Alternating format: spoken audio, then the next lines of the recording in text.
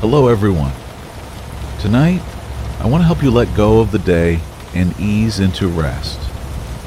I know many of you use these videos to fall asleep, and it means a lot to be part of your nightly routine. So, if you haven't already, take a moment to like the video and subscribe. It truly helps. Now, close your eyes and let's begin. Story 1. The Mobius Mile. Danny Kowalski had been driving the same stretch of Highway 50 through Nevada for 15 years.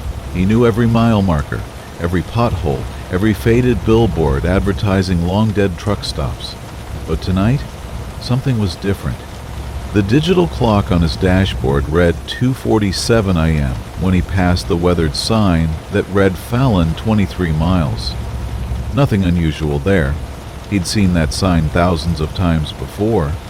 But when the odometer clicked over another 23 miles and he saw the same sign again, Danny felt the first cold finger of unease trace his spine. He slowed his 18-wheeler to 60, then 55. The desert stretched endlessly on both sides, sagebrush and Joshua trees casting twisted shadows in his headlights. No other traffic, no buildings, just the endless ribbon of cracked asphalt disappearing into the star-drunk darkness ahead. The radio crackled with static. He tried switching channels, but every frequency carried the same white noise, like whispers in a language he couldn't understand. Danny turned it off and drove in silence, counting the mile markers as they slid past his window. Mile 247, mile 248, mile 249, then, impossibly, mile 247 again. Danny pulled over at the next wide spot and climbed down from the cab. The desert air was cold and thin, carrying the scent of creosote and something else, something metallic and wrong. He walked to the back of his trailer, checking the load straps out of habit more than necessity. Everything was secure. Everything was normal, except for the fact that he'd just driven the same 3 miles twice. He climbed back into the cab and continued east, watching the mile markers with growing dread. Mile 248, mile 249, mile 250. His shoulders began to relax until the headlights illuminated the familiar sign. Fallen 23 miles. This time, Danny floored the accelerator. His diesel engine roared as he pushed the truck to 80, then 85. The mile markers flashed past like strobing lights, but no matter how fast he drove, no matter how many miles he covered, he always ended up back at that same weathered sign. On his fourth loop, he noticed something new. A car sat broken down on the shoulder.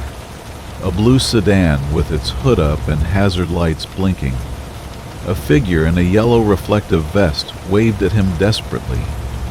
Danny had driven this stretch thousands of times. There had never been a breakdown here before. He slowed, but didn't stop. As he passed, he caught a glimpse of the figure's face in his side mirror.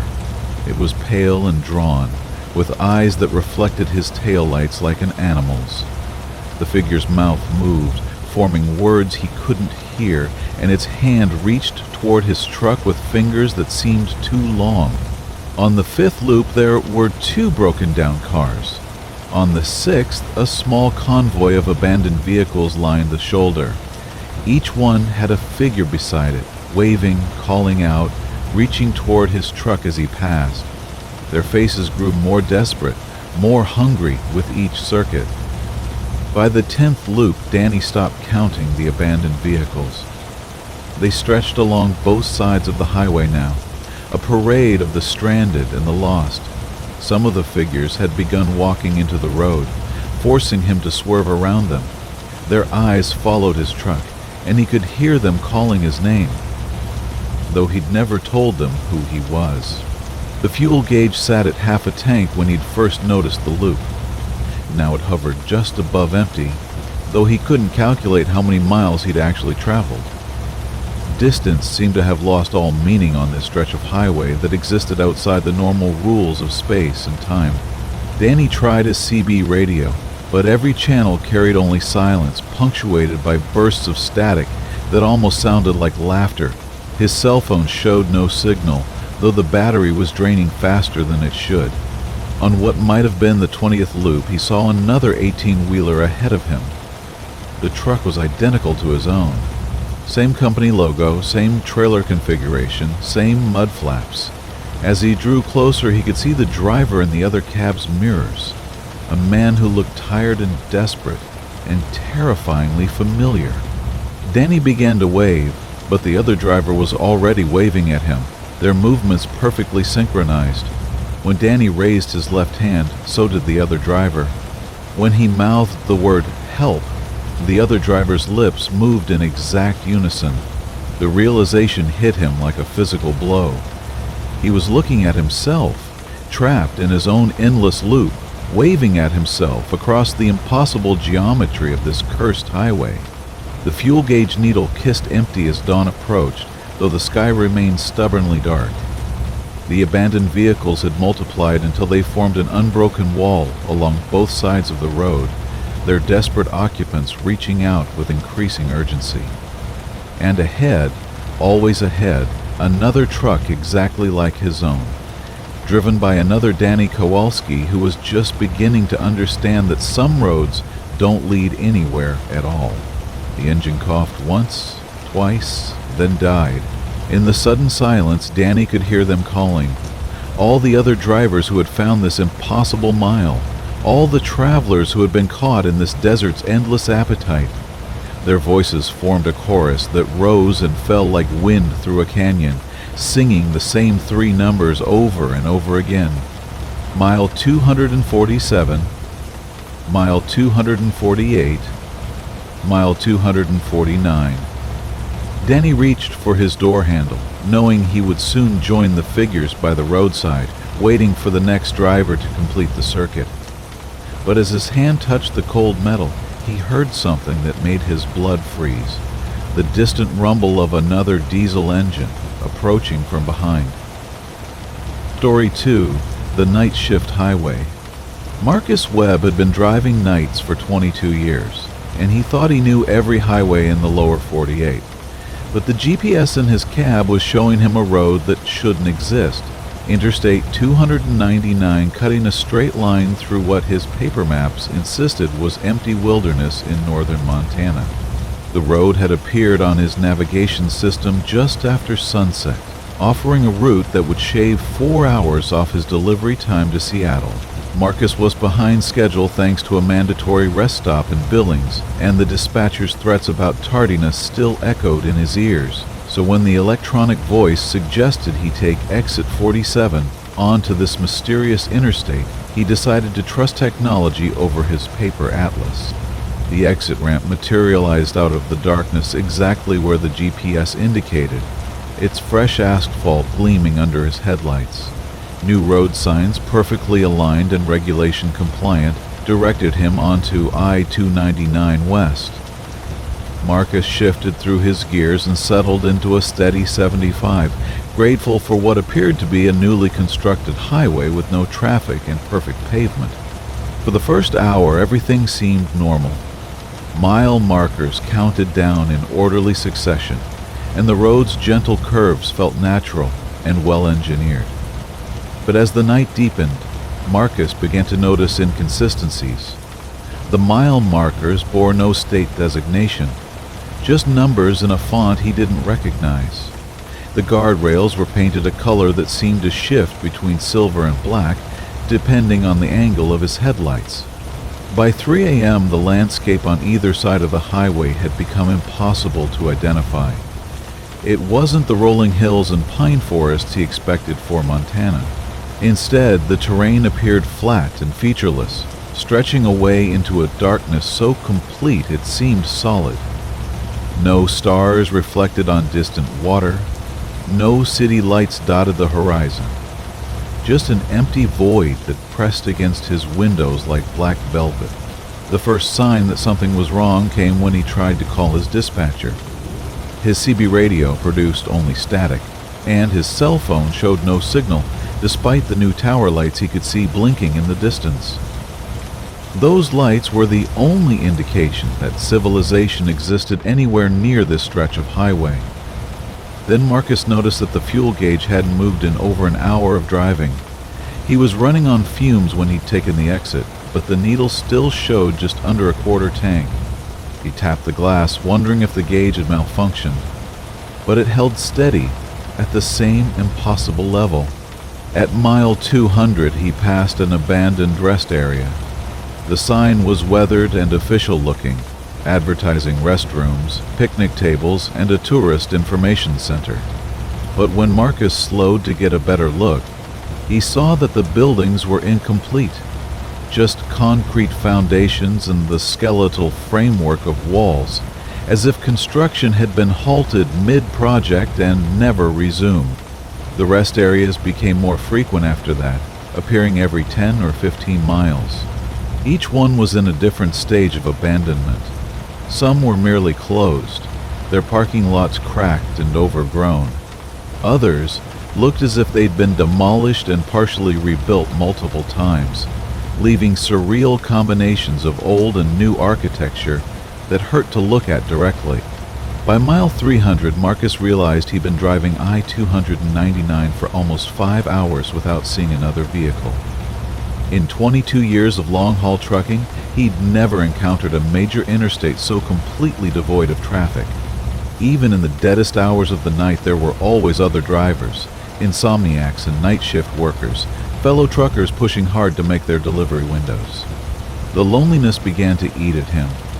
He tried singing along to his music, but his voice sounded flat and small in the cab. He attempted to raise other drivers on the CB, calling out on Channel 19 with increasing desperation, but received only silence, punctuated by bursts of interference that sounded almost like voices speaking in reverse.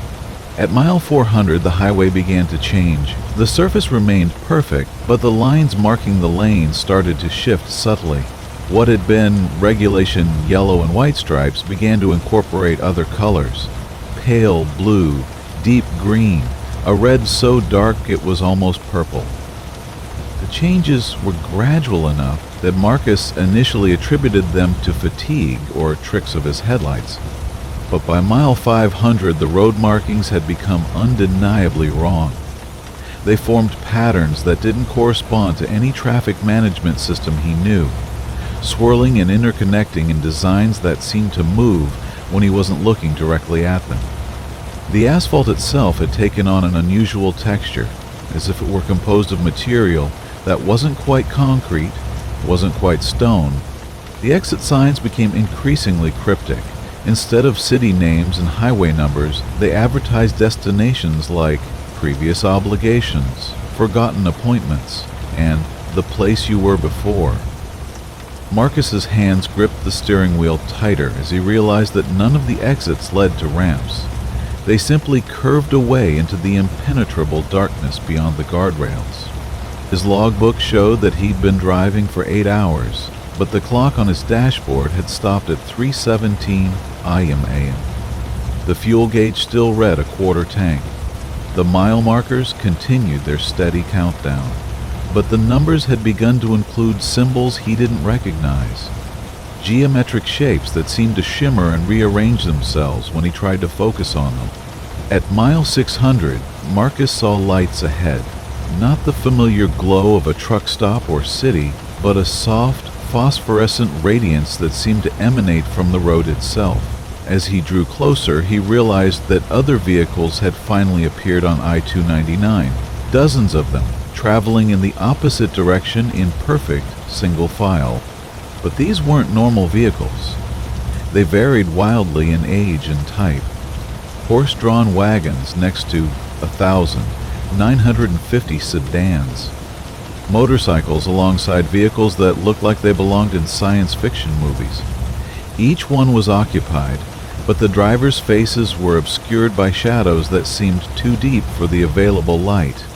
As the procession passed, Marcus caught glimpses of license plates from states that no longer existed, from countries he'd never heard of, from places whose names were written in scripts that hurt his eyes to read. One plate simply read, "When?" Another, "Why not?" and a third bore symbols that moved like living things. The convoy continued past him for what felt like hours, though the dashboard clock remained frozen. Marcus tried honking his horn to get the other driver's attention, but the sound seemed muffled and died quickly in the strange atmosphere of this impossible highway. When the last vehicle, a covered wagon pulled by something that might have been horses, disappeared behind him, Marcus found himself alone again on I-299. But now he understood that this road existed outside normal time and space, serving as a corridor for travelers who, like him, had taken a wrong turn somewhere in their journey and ended up on a highway that operated by different rules. The mile markers now showed negative numbers, counting backward towards zero. His fuel gauge finally began to move, but in the wrong direction, rising toward full as if the truck were consuming time instead of diesel. And ahead, barely visible in the phosphorescent glow of this road between worlds, Marcus could see the lights of what might be a city, or might be something else entirely. Story 3, The Headlight Harvest. Roy Hendricks first noticed the headlights in his mirrors somewhere outside of Tucumcari, New Mexico. They were about a half-mile back, matching his speed perfectly as he rolled east on I-40. Nothing unusual about that. The interstate was busy even at 1 a.m., and plenty of drivers maintained steady cruising speeds across the long flat stretches of desert highway. But these lights were different. Too bright, too perfectly aligned, and they cast shadows in his cab that moved against the natural physics of light and reflection. Roy had been driving professionally for 18 years, and he'd developed an instinct for trouble. These lights felt wrong. He slowed from 75 to 70, watching the mirrors. The lights maintained their distance. He sped up to 80, then 85, still there, perfectly positioned, as if connected to his truck by an invisible tether. Roy tried switching lanes, taking the truck through a series of gradual S-curves across the 3-lane highway. The lights followed each movement with mechanical precision. The CB radio crackled. Breaker 19, this is Roadrunner eastbound at marker 335. Y'all see them lights behind me? That's a negative, Roadrunner, came a reply. Your back door looks clear from here. Roy grabbed his handset. This is Big Roy eastbound, same location. I got a vehicle pacing me, maybe half a mile back. Y'all don't see nothing? Nothing on my scope, Big Roy. Road's empty except for you. Roy looked in his mirrors again.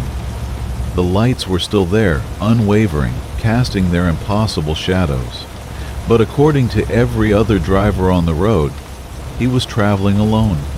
He tried to get a better look at the pursuing vehicle by adjusting his mirrors, but the lights seemed to exist at the very edge of visibility. When he focused on them directly, they remained frustratingly undefined, just two brilliant points of illumination that could have belonged to anything from a motorcycle to a semi-truck. At the next truck stop, Roy pulled in and walked around his rig, checking his mirrors and rear lighting systems. Everything looked normal. A few other drivers were taking their mandatory rest breaks, and he approached a bearded man fueling a Peterbilt. Did you happen to see anything following me off the highway? Roy asked. The driver looked back toward the interstate entrance. Nah, brother. You came in solo. Everything all right? Roy nodded and returned to his cab, though he couldn't shake the feeling that something was watching him from the darkness beyond the truck stop's harsh fluorescent lights. When he pulled back onto I-40 20 minutes later, the headlights reappeared in his mirrors before he'd traveled a mile. This time, they were closer. Over the next 2 hours, the lights gradually crept forward. The distance that had been half a mile became a quarter mile, then an eighth. Roy tried every evasive maneuver he knew. Sudden lane changes, unexpected braking, varying his speed unpredictably. Nothing worked. The lights matched every move, growing steadily larger in his mirrors. As dawn approached, Roy began to make out more details of his pursuer. It appeared to be a vehicle of some kind, but its shape defied easy categorization. Sometimes it looked like another 18-wheeler. sometimes like a sedan or pickup truck. The outlines seemed to shift and flow as if it were composed of liquid shadow given form by those two brilliant headlights. Near Amarillo, Texas, Roy noticed something that made his blood run cold. The headlights were casting reflections on his trailer's polished aluminum sides, but the reflections didn't match what he saw in his mirrors. In the trailer's surface, he could see the pursuing vehicle clearly, a massive, angular thing that looked like it had been assembled from the wreckage of dozens of other vehicles. Chrome bumpers jutted out at impossible angles. License plates from different states and decades were welded across its surface like scales, and its windshield was a patchwork of glass from different vehicles. But the most terrifying detail was what sat behind the wheel. It wasn't quite human, though it wore the general shape of a man. Its face was a composite of different drivers' features. One eye brown, one blue, a nose that belonged to someone else entirely, a mouth full of teeth from different people. It wore a trucker's cap made from patches of fabric torn from dozens of different caps, and its hands on the steering wheel were a patchwork of different skin tones and sizes. The thing's mismatched eyes met Roy's in the reflection, and it smiled with too many teeth. Roy floored the accelerator, pushing his rig beyond safe speeds. The speedometer climbed past 90, past 100, the diesel engine screaming in protest. But no matter how fast he drove, the composite thing in its impossible vehicle kept pace, effortlessly. Other drivers began to notice Roy's erratic behavior, if not his pursuer. His CB radio filled with concerned voices asking if he needed medical attention, if his truck was malfunctioning, if he was having some kind of emergency. But when Roy tried to explain what he was running from, the radio would erupt in static that sounded disturbingly like laughter.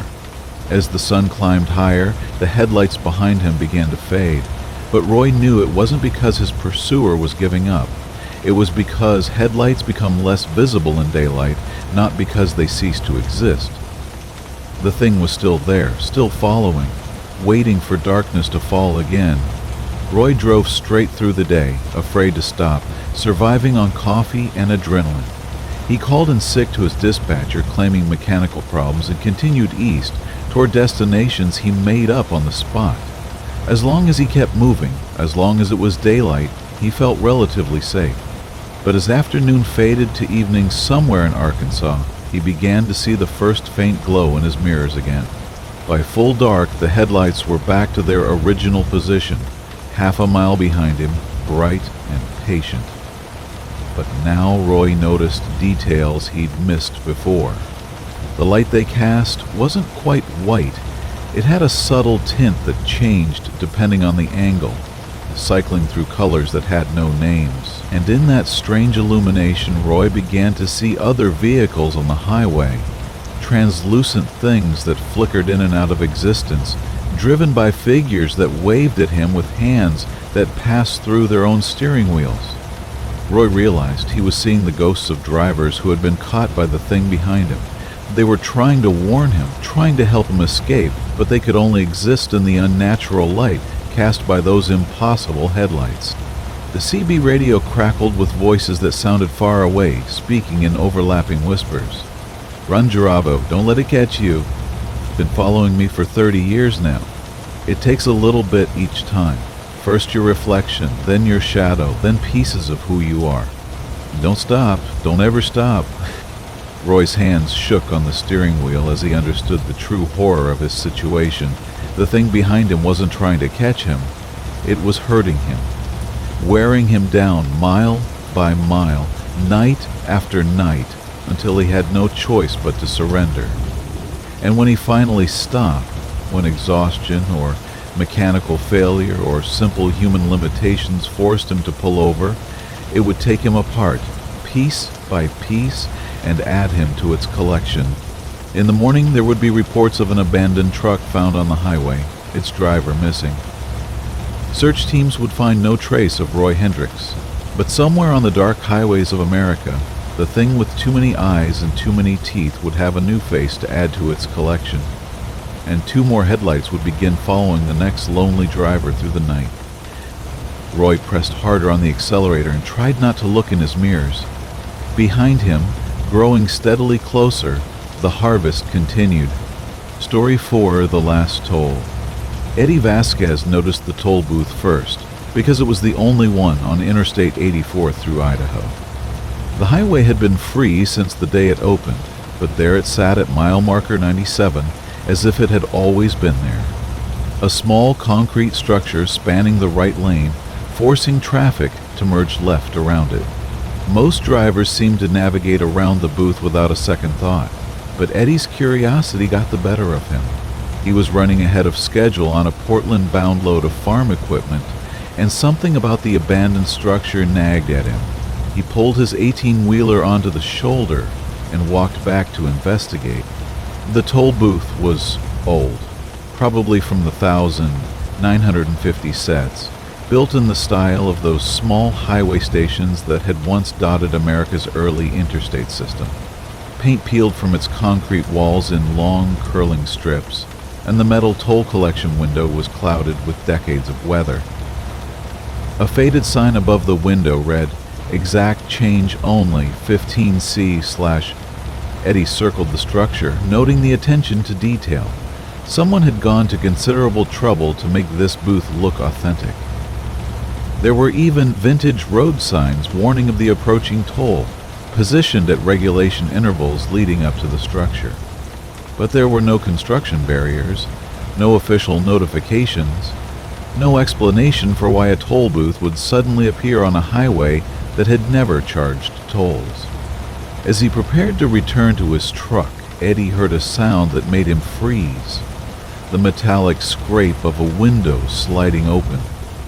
He turned to see a figure behind the booth's collection window, backlit by a dim fluorescent light that cast harsh shadows across weathered features. "Afternoon, driver," the figure said in a voice like gravel on glass. "That'll be 15 cents. He approached the window slowly. The toll collector was an elderly man wearing a uniform that had probably been regulation 40 years ago. His name tag read, Harold Tripp 195311987, as if the numbers represented his years of service rather than dates of birth and death. "I think there's been some mistake," Eddie said. "This highway doesn't have tolls." Harold's expression didn't change. "Everything has a toll, driver. Some folks just don't realize they're paying it. 15 cents, please." Eddie fumbled in his pocket and found a dime and a nickel. The transaction felt surreal, but there was something about Harold's patient demeanor that made refusal seem impossibly rude. He placed the coins in the collection tray. "Thank you kindly," Harold said, marking something in a ledger with careful precision. "Safe travels." Eddie returned to his truck and continued west, but the encounter bothered him for reasons he couldn't articulate. Over his CB radio, he asked other drivers if they'd seen the toll booth, but the responses were uniformly negative. According to everyone else on the highway, mile marker 97 was just another stretch of empty road. 3 weeks later, Eddie found himself on the same route with a load of lumber destined for Boise. As he approached mile marker 97, he slowed and searched the roadside carefully. The toll booth was gone. Not demolished or moved, simply absent, as if it had never existed. But Eddie remembered the encounter vividly, remembered the weight of the coins in his palm, and Harold's careful notation in the ledger. He might have dismissed the whole thing as a hallucination brought on by too many hours on the road, except for what happened at mile marker 134. Another toll booth sat in the right lane, identical to the first except for its positioning. Eddie pulled over and approached on foot, his heart racing with a mixture of fear and fascination. The same window, slid open with the same metallic scrape. But this time, Harold looked different. His uniform was more faded, his face more drawn, and his eyes held a desperate quality that hadn't been there before. 25 cents, Harold said, his voice hoarser than Eddie remembered. "The sign says 15 cents, Eddie replied, pointing to the weathered placard above the window. "Inflation," Harold explained with a bitter smile. "Even death has cost, of living increases." Eddie paid the quarter without argument, noting how Harold's hand shook as he made the ledger entry. The toll collector seemed less substantial somehow, as if he were slowly fading away. "Harold," Eddie said as the man prepared to close the window, "how long have you been working this job?" The question seemed to surprise Harold. He looked down at his ledger, flipping through pages covered with meticulous handwriting. "Started in 1953, he said slowly. "Retirement was supposed to come in 87, but—" He gestured vaguely at the booth around him. "Job's not finished yet." "What job? This highway never had tolls." Harold met Eddie's eyes through the clouded glass. "Somebody's got to collect what's owed, driver. All them years of free passage, all them miles driven without paying proper tribute to the road, it adds up." Over the following months, Eddie encountered Harold's toll booth at different mile markers throughout Idaho, Oregon, and eastern Washington. Each time the price had increased, and Harold appeared more translucent, more desperate. The booth itself began to show signs of wear that seemed accelerated beyond normal aging, rust spreading like cancer across the metal surfaces, concrete crumbling in patterns that hurt to look at directly. Other drivers began to report similar encounters, though the descriptions varied wildly. Some saw Harold as a young man in a crisp uniform, others as an ancient figure barely clinging to existence. The toll prices were inconsistent too, ranging from 15 cents to amounts that seemed to represent entire lifetimes of highway travel. Eddie learned from CB radio chatter that Harold Millbrook had been a real person, a toll collector on the old two-lane highway that had preceded I-84. He'd worked the same route for 34 years until a federal highway expansion project eliminated his position in 1987. Harold had continued showing up for work even after the toll booths were demolished, standing in the rain beside the construction barriers, trying to collect fees from drivers who couldn't see him. He'd died of exposure that winter, found frozen beside what had once been his workplace. But Eddie discovered that Harold's story was more complex than a simple tale of a man unable to accept retirement. The ledger Harold carried wasn't just a record of tolls collected. It was a catalog of debts owed to the road itself. Every accident prevented by properly maintained asphalt, every life saved by correctly designed guardrails, every mile of safe passage that drivers took for granted had accumulated interest over decades. According to Harold's calculations, American drivers collectively owed millions of dollars in back tolls for the privilege of traveling highways that had been built and maintained at public expense. He was trying to collect that debt, one vehicle at a time, 15 cents by 15 cents. But the mathematics of Harold's obsession were fundamentally flawed. The debt kept growing faster than he could collect it. Inflation kept raising the prices, and his own condition deteriorated with each transaction. He was trapped in an impossible task that would take eternity to complete. Eddie's final encounter with Harold came on a rainy night in November. The toll booth materialized at mile marker 45, its concrete walls so deteriorated they seemed held together by will alone. Harold's face was barely visible behind the collection window, and his voice was little more than a whisper. $10, he said, though the sign still advertised 15 cents. Eddie handed over a $10 bill, watching Harold's transparent fingers struggle to manipulate the physical currency. The toll collector made one final entry in his ledger, then looked up with eyes that held both gratitude and infinite sadness. "Thank you, driver," Harold whispered. "That should about do it." The booth began to fade around him, becoming translucent, then invisible. But Harold's voice carried one last message through the rain.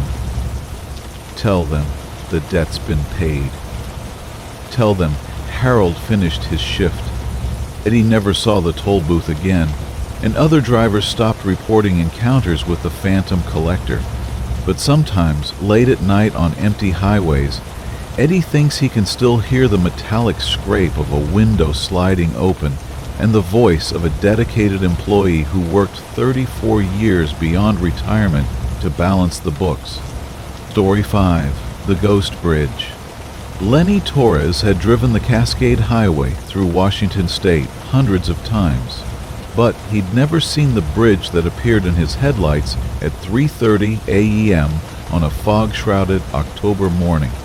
According to his GPS and every map he'd ever consulted, the Salmon Creek crossing was handled by a modern concrete span built in 1994, but the structure looming ahead of him was something else entirely, a massive steel truss bridge that looked like it belonged in the 1930. Lenny slowed his 18-wheeler and switched on his high beams. The bridge stretched across the canyon in Gothic splendor, its ironwork forming intricate patterns against the star-filled sky.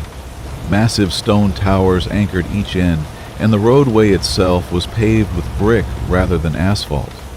Ornate lampposts lined both sides, their warm yellow light creating pools of illumination in the fog. The strangest detail was that the bridge appeared to be in perfect condition. No rust stained the metalwork, no cracks marred the stonework, and the brick roadway looked as if it had been laid yesterday. It was more beautiful than functional, a work of art spanning the narrow canyon. Lenny consulted his logbook and maps. His route definitely crossed Salmon Creek at this location, and there was no alternate crossing for 30 miles in either direction. The bridge was here, solid and real, regardless of what his navigation system claimed. He shifted into low gear and began the approach. The moment his truck's front wheels touched the brick roadway, the night around him changed. The fog lifted, revealing a landscape that didn't match his memory of this stretch of highway. The canyon walls were steeper, the creek below broader and more turbulent. Even the stars seemed arranged differently, forming constellations he couldn't identify. Other vehicles shared the bridge, dozens of them, stretching ahead in a slow-moving convoy. But these weren't modern cars and trucks. Lenny saw Model T Fords, 1940S sedans, vehicles from every decade of the 20th century, all moving at the same stately pace across the magnificent span. None of the other drivers seemed to notice anything unusual about Lenny's contemporary 18-wheeler. A woman in a 1950S Chevrolet smiled and waved from the adjacent lane. A man in a 1960S pickup truck nodded politely. They all appeared happy, relaxed, as if crossing this bridge were the most natural thing in the world. Lenny tried his CB radio, but every channel carried the same signal. Big band music from the 1940S, complete with advertisements for products that had been discontinued decades ago. His cell phone showed no signal, though the battery indicator displayed strange symbols instead of the familiar battery icon. Halfway across the bridge, traffic came to a complete stop. Lenny set his parking brake and climbed down from the cab to investigate. The other drivers were doing the same, stretching their legs and chatting with neighbors as if this were a planned rest stop rather than an unexplained traffic jam. "Beautiful night for a crossing, isn't it?" said the woman from the Chevrolet. She wore a floral dress from the Eisenhower era and spoke with an accent Lenny couldn't place. "This bridge," Lenny said carefully. "How long has it been here?" "Oh, since the beginning, I think," she replied. "At least it was here when I first crossed. That was..." She paused, looking confused. "Well, it was some time ago. Time moves differently on the bridge, you know." Other drivers gathered around, each eager to share their own experiences. A man in a 1920S suit claimed he'd been crossing the bridge every night for decades, though he couldn't remember where he'd started or where he was going. A teenage girl in 1960S attire insisted she'd only been on the bridge for a few minutes, though her car's odometer showed she'd traveled thousands of miles. None of them seemed concerned by the inconsistencies in their stories. They accepted the bridge's existence without question, as if critical thinking were a luxury they could no longer afford. As Lenny talked with his fellow travelers, he began to notice disturbing details. The woman's floral dress was actually a hospital gown printed with flowers. The man in the suit had a steering wheel-shaped bruise across his chest. The teenage girl's hair was matted with something dark and wet. They were all dead, Lenny realized. Every driver on this bridge had died in automobile accidents, probably while crossing Salmon Creek at this exact location. The bridge was some kind of way station, a place where souls who died in transit gathered to continue their eternal journey. "We should get moving," said a trucker wearing a 1970S uniform. "Don't want to keep the bridge waiting." Traffic began flowing again, and Lenny found himself swept along in the convoy of the deceased. He tried to break formation, to escape to one of the side lanes, but the other vehicles gently but firmly guided him back into position. The bridge's elaborate ironwork seemed to pulse with its own inner light, and the lampposts cast shadows that moved independently of their sources. Ahead, Lenny could see the far end of the bridge approaching, but instead of the familiar landscape of the Cascade Highway, the exit led to a place of swirling mist and indistinct shapes. He realized that crossing completely would mean joining the permanent convoy of the lost, spending eternity traveling between destinations that might not even exist. Lenny threw his truck into reverse and floored the accelerator. His engine roared in protest, but the 18-wheeler began backing against the flow of traffic. The other drivers turned to stare at him with expressions of confusion and growing alarm. Some began honking their horns, others flashed their lights, but none tried to physically stop him. "You can't go back," the woman in the hospital gown called out. "No one goes back from the bridge." But Lenny kept reversing, fighting against some invisible force that tried to pull him forward. The bridge's ironwork began to vibrate, its lampposts flickering like candles in a storm. The perfectly maintained roadway showed its first signs of age, cracks spreading through the brickwork, rust blooming on the steel supports. As he reached the midpoint of the bridge, traveling backward, the structure began to fade. The other vehicles became translucent, their drivers waving sadly as they dissolved into the fog. The magnificent ironwork crumbled like sand, and the stone towers toppled silently into the canyon below. Lenny's truck lurched as his rear wheels hit solid asphalt. He was back on the modern concrete bridge, the familiar span he'd crossed countless times before. His headlights illuminated regulation guardrails and contemporary road signs. The GPS showed his correct position on the Cascade Highway, but in his rearview mirror, for just a moment, Lenny could see the ghost bridge reassembling itself from mist and memory. The convoy of lost souls continued their eternal crossing, forever traveling toward a destination they would never reach. Lenny drove on through the night, but he never forgot the lesson of the ghost bridge. Some roads lead to places you're not meant to go, and sometimes the only way to survive is to have the courage to turn around, even when everyone else insists you should keep moving forward. Story 6. The Faceless Mile. Tom Kellaway first saw them at mile marker 89 on Highway 160, standing in the pre-dawn darkness of the Colorado desert. They were hitchhikers. 5 or 6 figures spaced evenly along the roadside, their thumbs raised in the universal gesture for a ride. Nothing unusual about that except for the fact that Highway 160 cut through 50 miles of absolute nowhere, with no towns, no truck stops, no reason for anyone to be walking along the asphalt at 4 a.m.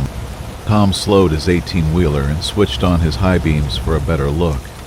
The figures wore ordinary clothes, jeans, t-shirts, work boots. But something about their posture seemed wrong. They stood too straight, too still, like mannequins positioned by someone who had never actually seen a human being wait for a ride. As Tom's headlights swept over the first hitchhiker, he saw why his instincts had triggered an alarm. The figure had no face. Where features should have been, there was only smooth, unbroken skin the color of old parchment. No eyes, no nose, no mouth. just a blank oval that reflected his headlights like polished stone. Tom gunned the engine and swept past the line of faceless hitchhikers. In his mirrors, he could see them turning to track his passage, their heads swiveling with mechanical precision. They made no attempt to pursue him, but they watched until his taillights disappeared into the distance. He tried to raise other drivers on the CB radio, but Channel 19 carried only static, punctuated by what sounded like breathing, slow, rhythmic inhalations and exhalations that seemed to come from multiple sources. "Breaker 19, this is Roadhawk eastbound on 160, Tom called. "Y'all see anything unusual around mile 89? The breathing on the radio grew louder, almost drowning out his own voice. But underneath the static, Tom thought he heard something else. Whispered words in a language he didn't recognize, spoken by voices that had no mouths. 20 miles later, at mile marker 109, more hitchhikers waited by the roadside. This group was larger, perhaps a dozen figures standing in perfect formation like soldiers at attention. Their blank faces turned toward Tom's truck in unison as he approached, tracking his movement with uncanny coordination. Tom kept his foot firmly on the accelerator, but he couldn't resist looking back. In his mirrors, he watched the hitchhikers begin walking, not chasing his truck, but moving with purpose down the center of the highway, their movements synchronized like members of a marching band. At mile marker 129, the hitchhikers numbered in the dozens. They lined both sides of the highway now, a silent audience for Tom's increasingly desperate flight through the desert. Some stood with their thumbs raised, others simply watched his passage with their featureless faces. A few had begun to gesture, pointing at his truck, making motions he couldn't interpret, reaching toward him with hands that seemed to have too many fingers. Tom's fuel gauge showed half a tank, but the engine was beginning to labor. The truck's temperature gauge climbed steadily toward the red zone, though the radiator had been serviced just days before. It was as if the presence of the faceless hitchhikers was somehow draining his truck's vital systems. The CB radio crackled with new sounds. Not breathing now, but something that might have been laughter if laughter could exist without vocal cords or mouths. Underneath the electronic noise, Tom heard the distant rumble of other diesel engines, suggesting that more trucks traveled this stretch of highway. But when he looked ahead and behind, the road appeared empty except for his own vehicle and the growing army of silent watchers. At mile marker 149, the hitchhikers had become a solid wall of bodies, extending as far as Tom's headlights could reach. They no longer stood passively by the roadside, but had moved into the traffic lanes, forcing him to weave between them at dangerously high speeds. Some reached out to touch his truck as he passed, their fingers leaving dark smears on the aluminum trailer. Tom tried to call for help on his cell phone, but the device showed no signal, and the screen displayed only a series of zeros and ones that scrolled continuously like computer code. The truck's speedometer needle jumped erratically between readings, and the odometer began counting backward, as if he were traveling in reverse through both space and time.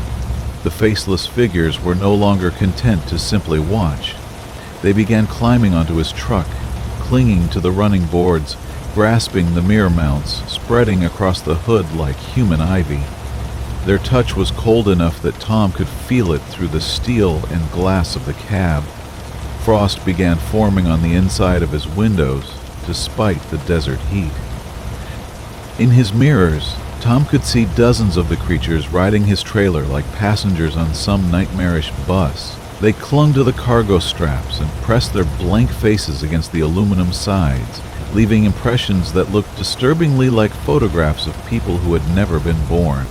The truck's engine began to sputter, and Tom realized he was running out of options. The fuel gauge now showed empty, though he'd started the night with a full tank. The hitchhikers had somehow drained his truck's energy, feeding on the momentum and mechanical vitality that kept him moving through their domain. As the engine died and his 18-wheeler coasted to a stop, the faceless figures swarmed over the cab. They pressed against the windows with their smooth, featureless faces, their hands exploring the surface of the glass like blind people reading Braille. Tom could hear them moving on the roof above him, their footsteps creating patterns that almost sounded like Morse code. The driver's side door handle began to turn. Tom grabbed his tire iron and prepared to fight, but as the door opened, he saw something that stopped him cold. The creature reaching for him had begun to develop features? Faint indentations where eyes might form, a slight depression that could become a mouth. It was learning from him, copying his face piece by piece. More hitchhikers crowded around the open door, each one slightly more defined than the last. Tom realized they weren't trying to harm him, they were trying to become him. They had been waiting in the desert for travelers like him, people from whom they could learn the basic anatomy of humanity. The first creature's face was now a crude approximation of Tom's own. The proportions wrong, the details blurred, but recognizably similar. It opened what was becoming a mouth and spoke in Tom's own voice. "Thank you for stopping, driver. We've been waiting so long for someone to teach us how to look like people." Tom understood then that the faceless hitchhikers were something far older and stranger than simple ghosts or demons. They were entities that existed in the spaces between human perception, learning to mimic human form by observing travelers who passed through their territory. Each truck driver, each lost motorist who encountered them, provided new data for their ongoing attempt to understand what it meant to be human. But their learning process was imperfect, and their attempts at mimicry were fundamentally flawed. They could copy the surface appearance of humanity, but they lacked the essential spark that made humans more than just collections of features arranged in familiar patterns. As more of the creatures gathered around Tom's truck, each one wearing a distorted version of his face, he realized that he had become their template. They would carry his features into the world, wearing his appearance as they hitchhiked along other highways, seeking new victims to learn from. The creature that had spoken to him gestured toward the empty desert. "You can go now, driver. We have what we needed." Tom looked out at the wasteland and realized his truck would never start again. The faceless ones had taken more than just his appearance. They had absorbed his identity, his purpose, his very reason for being on this highway. He was no longer Tom Kellaway, truck driver. He was just another stranded traveler in the desert, waiting for someone else to stop. As the sun rose over the Colorado Badlands, a new figure appeared by the roadside at mile marker 89.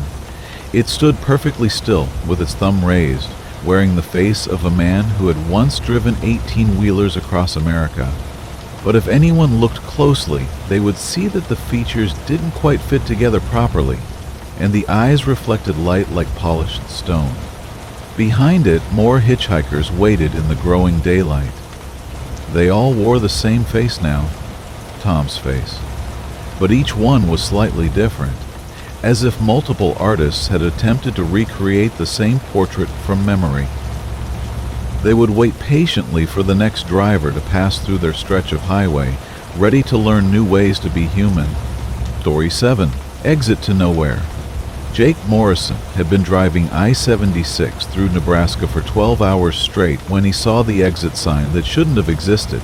Mile marker 247 was supposed to be in the middle of empty farmland, but there it was. A regulation green highway sign announcing exit 247A, Millfield, next right. Jake had driven this route monthly for 3 years, hauling agricultural equipment between Denver and Omaha.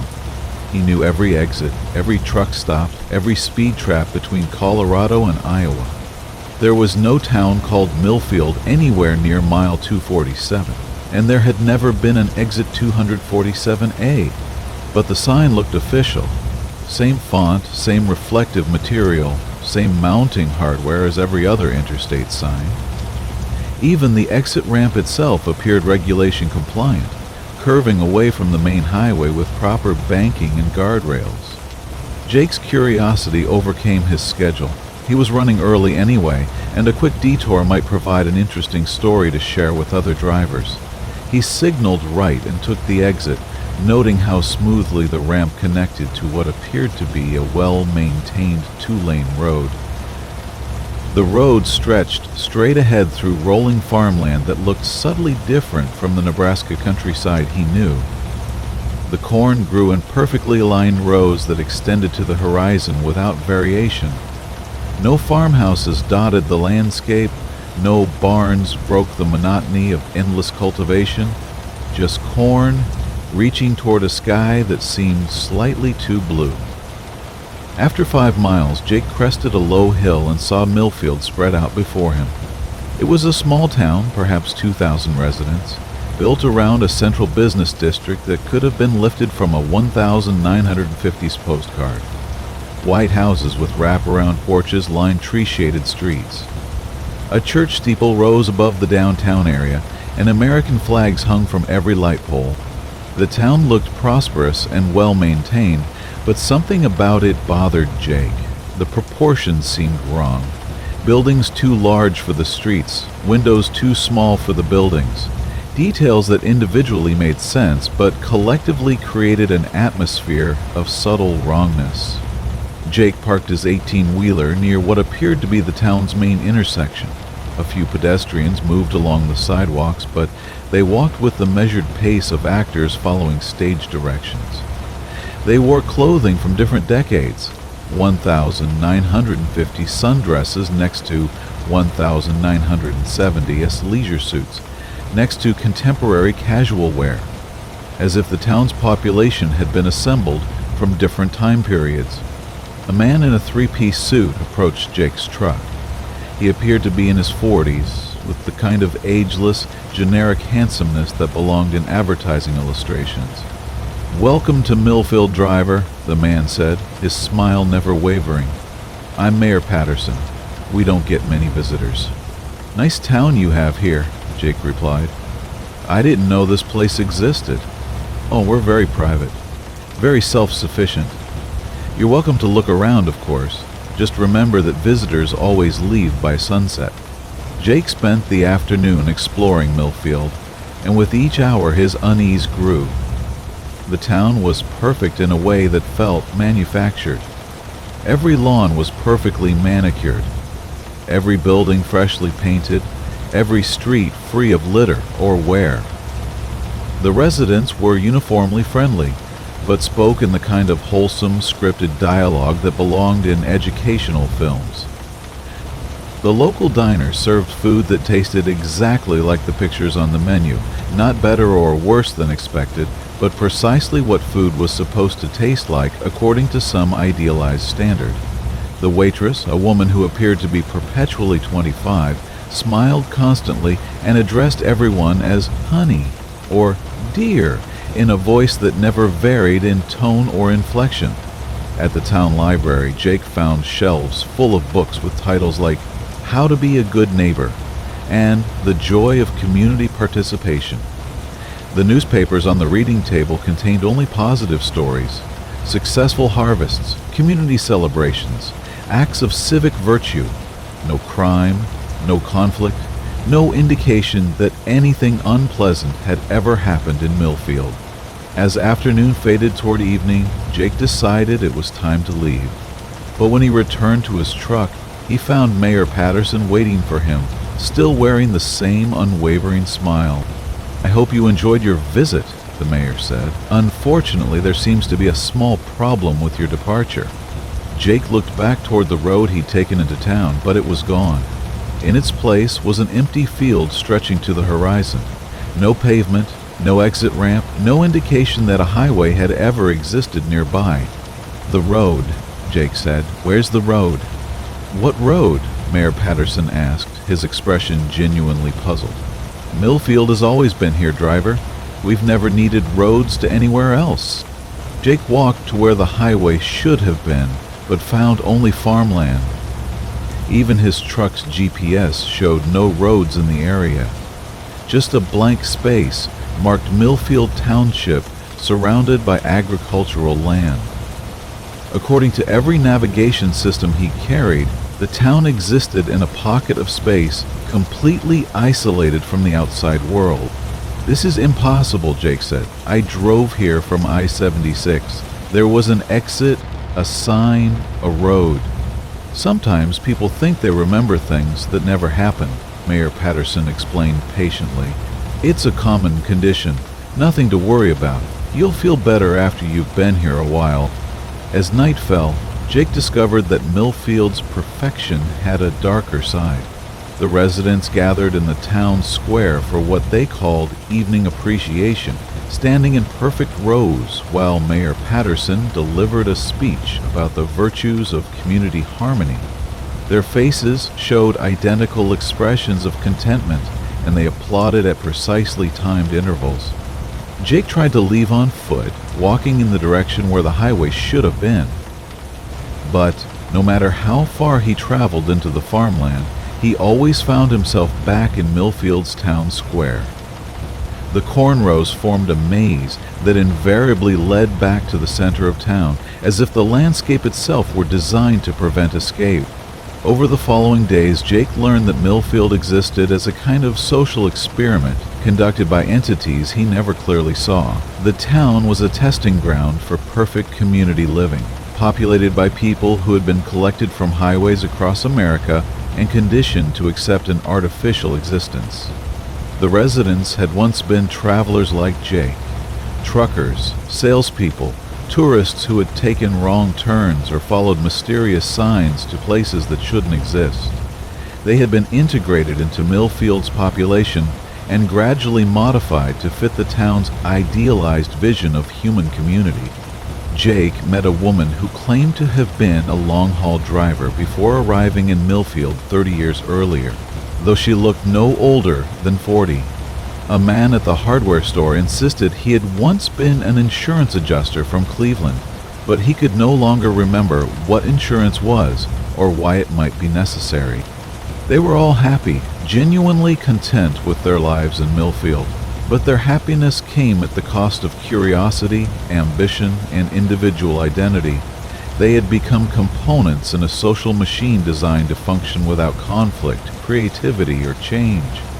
Jake resisted the conditioning process as long as he could, but isolation and constant exposure to Millfield's artificial perfection began to wear down his resistance. Each morning he woke up feeling slightly more content with his situation. Each evening, his memories of life outside the town became a little hazier. The entities running the experiment were patient and methodical. They didn't force compliance.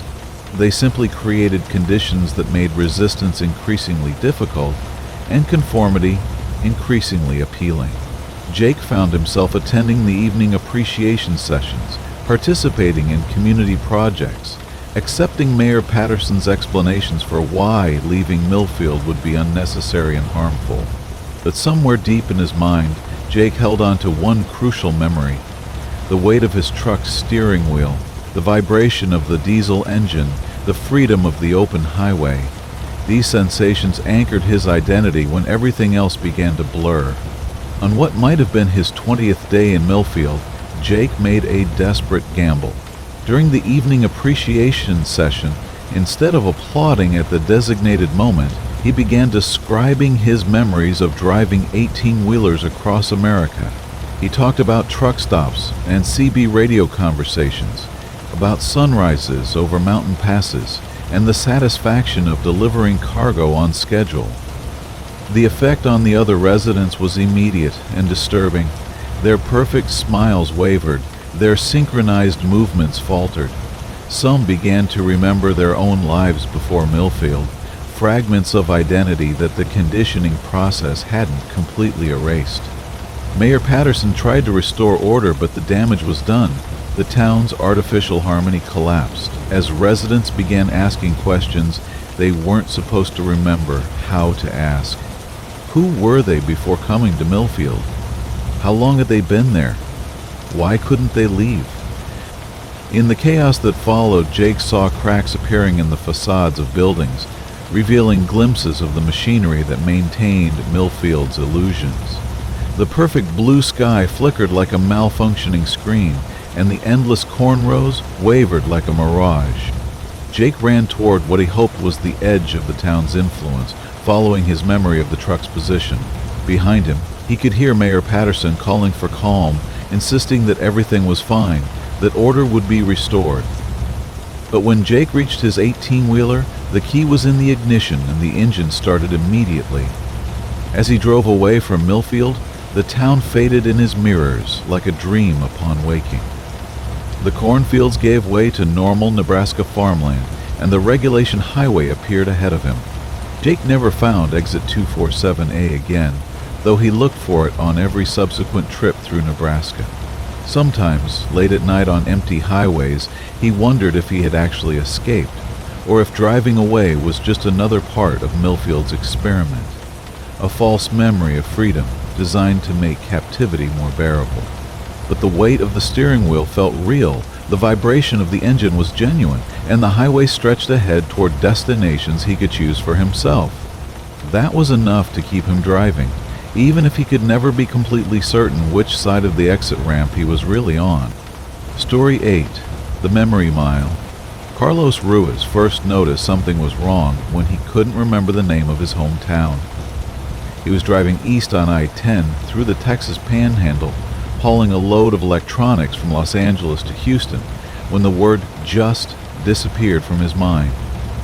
He knew he'd grown up in a small city near San Antonio, could picture the streets and buildings clearly, but the name had been erased as if someone had used mental whiteout.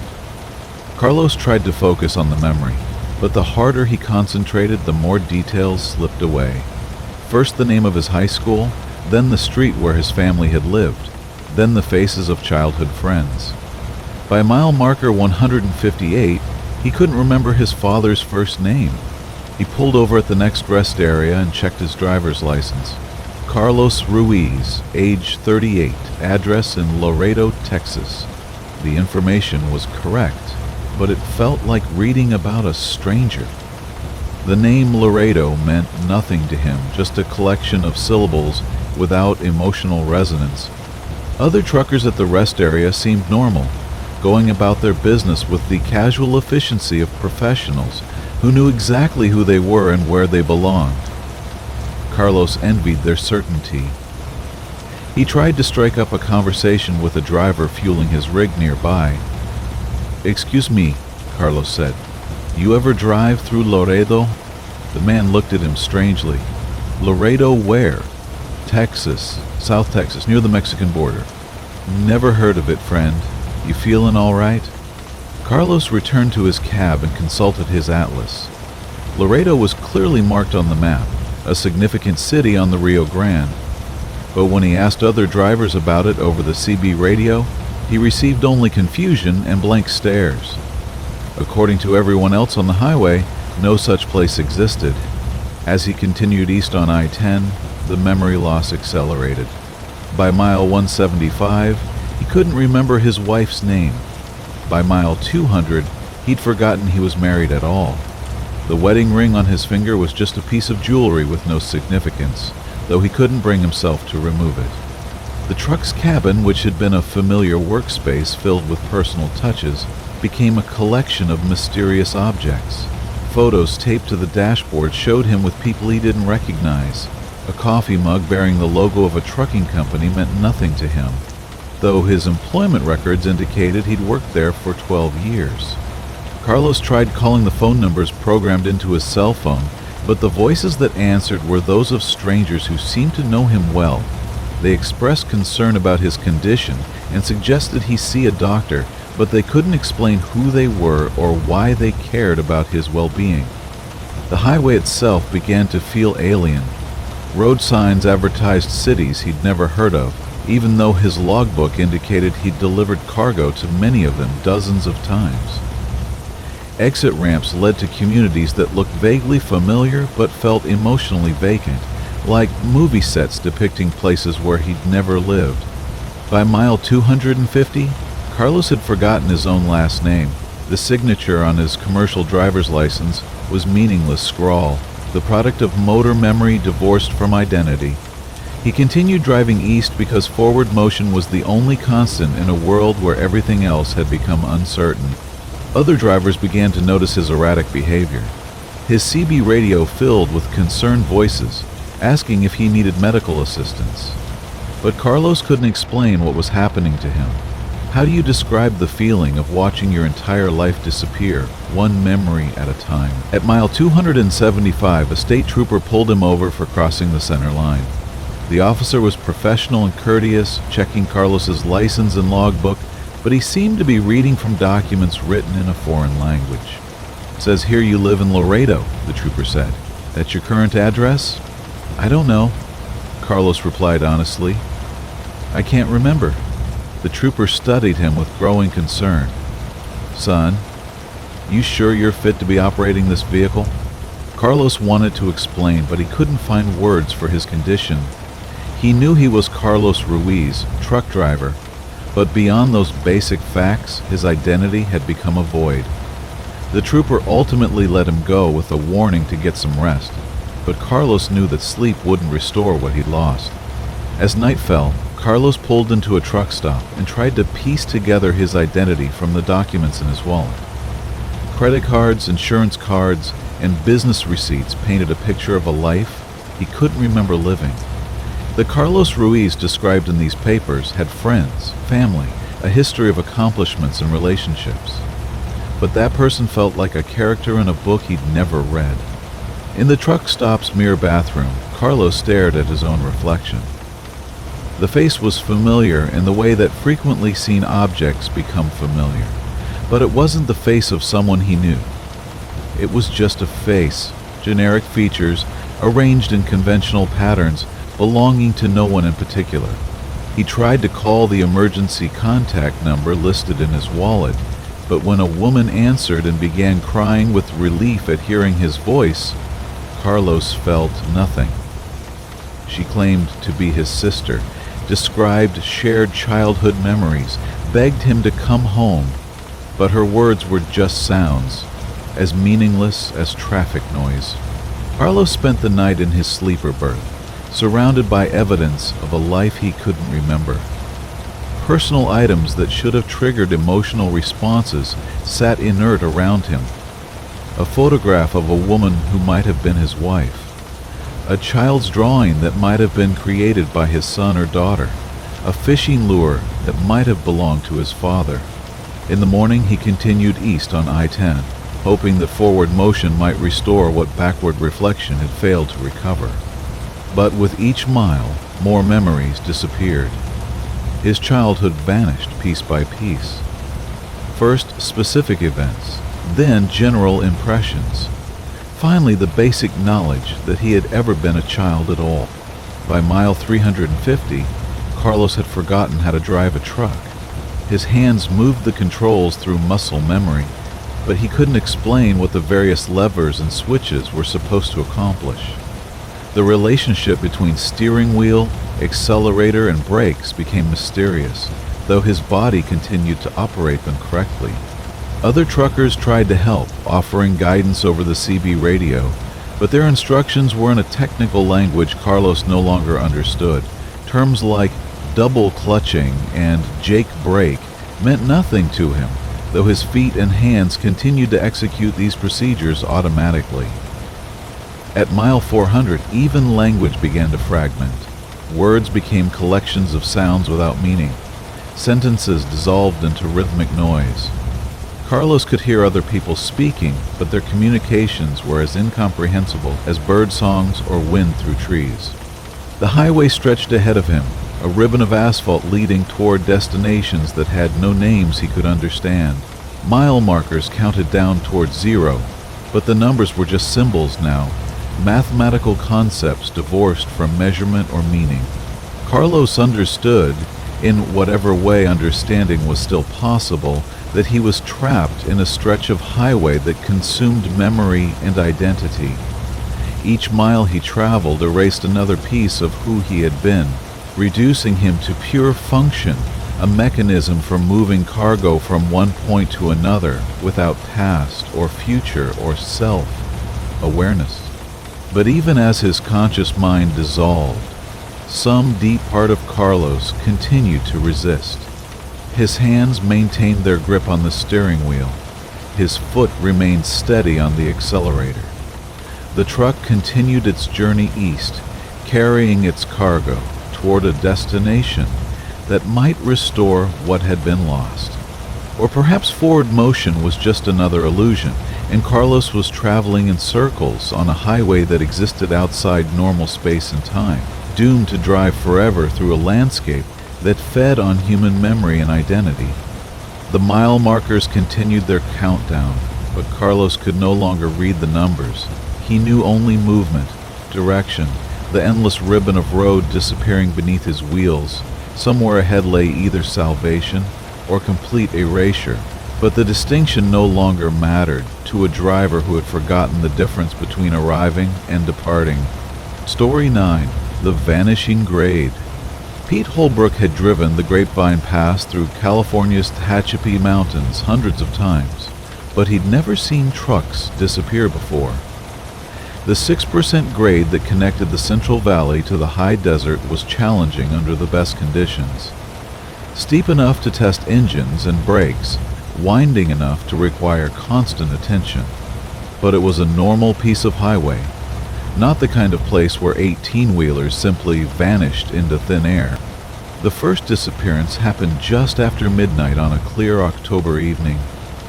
Pete was climbing the grade in the slow lane, his diesel engine laboring against the incline, when he noticed another truck about a quarter-mile ahead. It was a standard white Peterbilt pulling a dry van, traveling at the same measured pace that the grade demanded. Pete watched the truck navigate a sharp left curve near mile marker 15, its taillights painting red streaks against the guardrail. But when he rounded the same curve 30 seconds later, the truck was gone. Not broken down, not pulled over, not turned off at an exit, simply absent, as if it had never existed. Pete slowed and scanned the roadside for signs of an accident. The guardrail was intact, the pavement showed no skid marks, and the steep canyon walls offered no place where a truck could have left the highway. He tried raising the missing driver on the CB radio, but Channel 19 carried only static punctuated by what sounded like wind through a vast empty space. "Breaker 19, this is Roadhawk northbound on the Grapevine," Pete called. "Anyone copy a white Pete that was just ahead of me?" "Negative, Roadhog," came a reply from somewhere behind him. "Your front door's been clear for the last 5 miles. Pete continued up the grade, but the incident bothered him. In 25 years of professional driving, he'd seen trucks break down, crash, and catch fire. He'd never seen one simply cease to exist. 2 weeks later, it happened again. This time, Pete was following a convoy of 3 trucks climbing the grade in formation. They disappeared one by one as they rounded a series of curves near mile marker 12. First the lead truck, then the second, then the third. Each one vanished at exactly the same point, a sharp right turn where the highway curved around a massive boulder outcropping. Pete pulled over and climbed down from his cab to investigate on foot. The curve was normal in every respect, properly banked, adequately lit, with regulation guardrails and reflectors. But something about the geometry felt wrong, as if the road bent through more than 90 degrees of arc, wrapping around the boulder in ways that violated basic principles of highway engineering. He tried to walk around the curve, but his perspective became confused. The road seemed to spiral inward on itself, creating a visual paradox that made his eyes water and his inner ear register phantom sensations of vertigo. When he retreated to his truck and drove through the curve normally, everything appeared standard again. But in his mirrors, Pete could see something that chilled him. For just a moment as he completed the turn, his own truck became translucent. He could see through the trailer to the road surface beneath, as if his entire rig were fading toward transparency.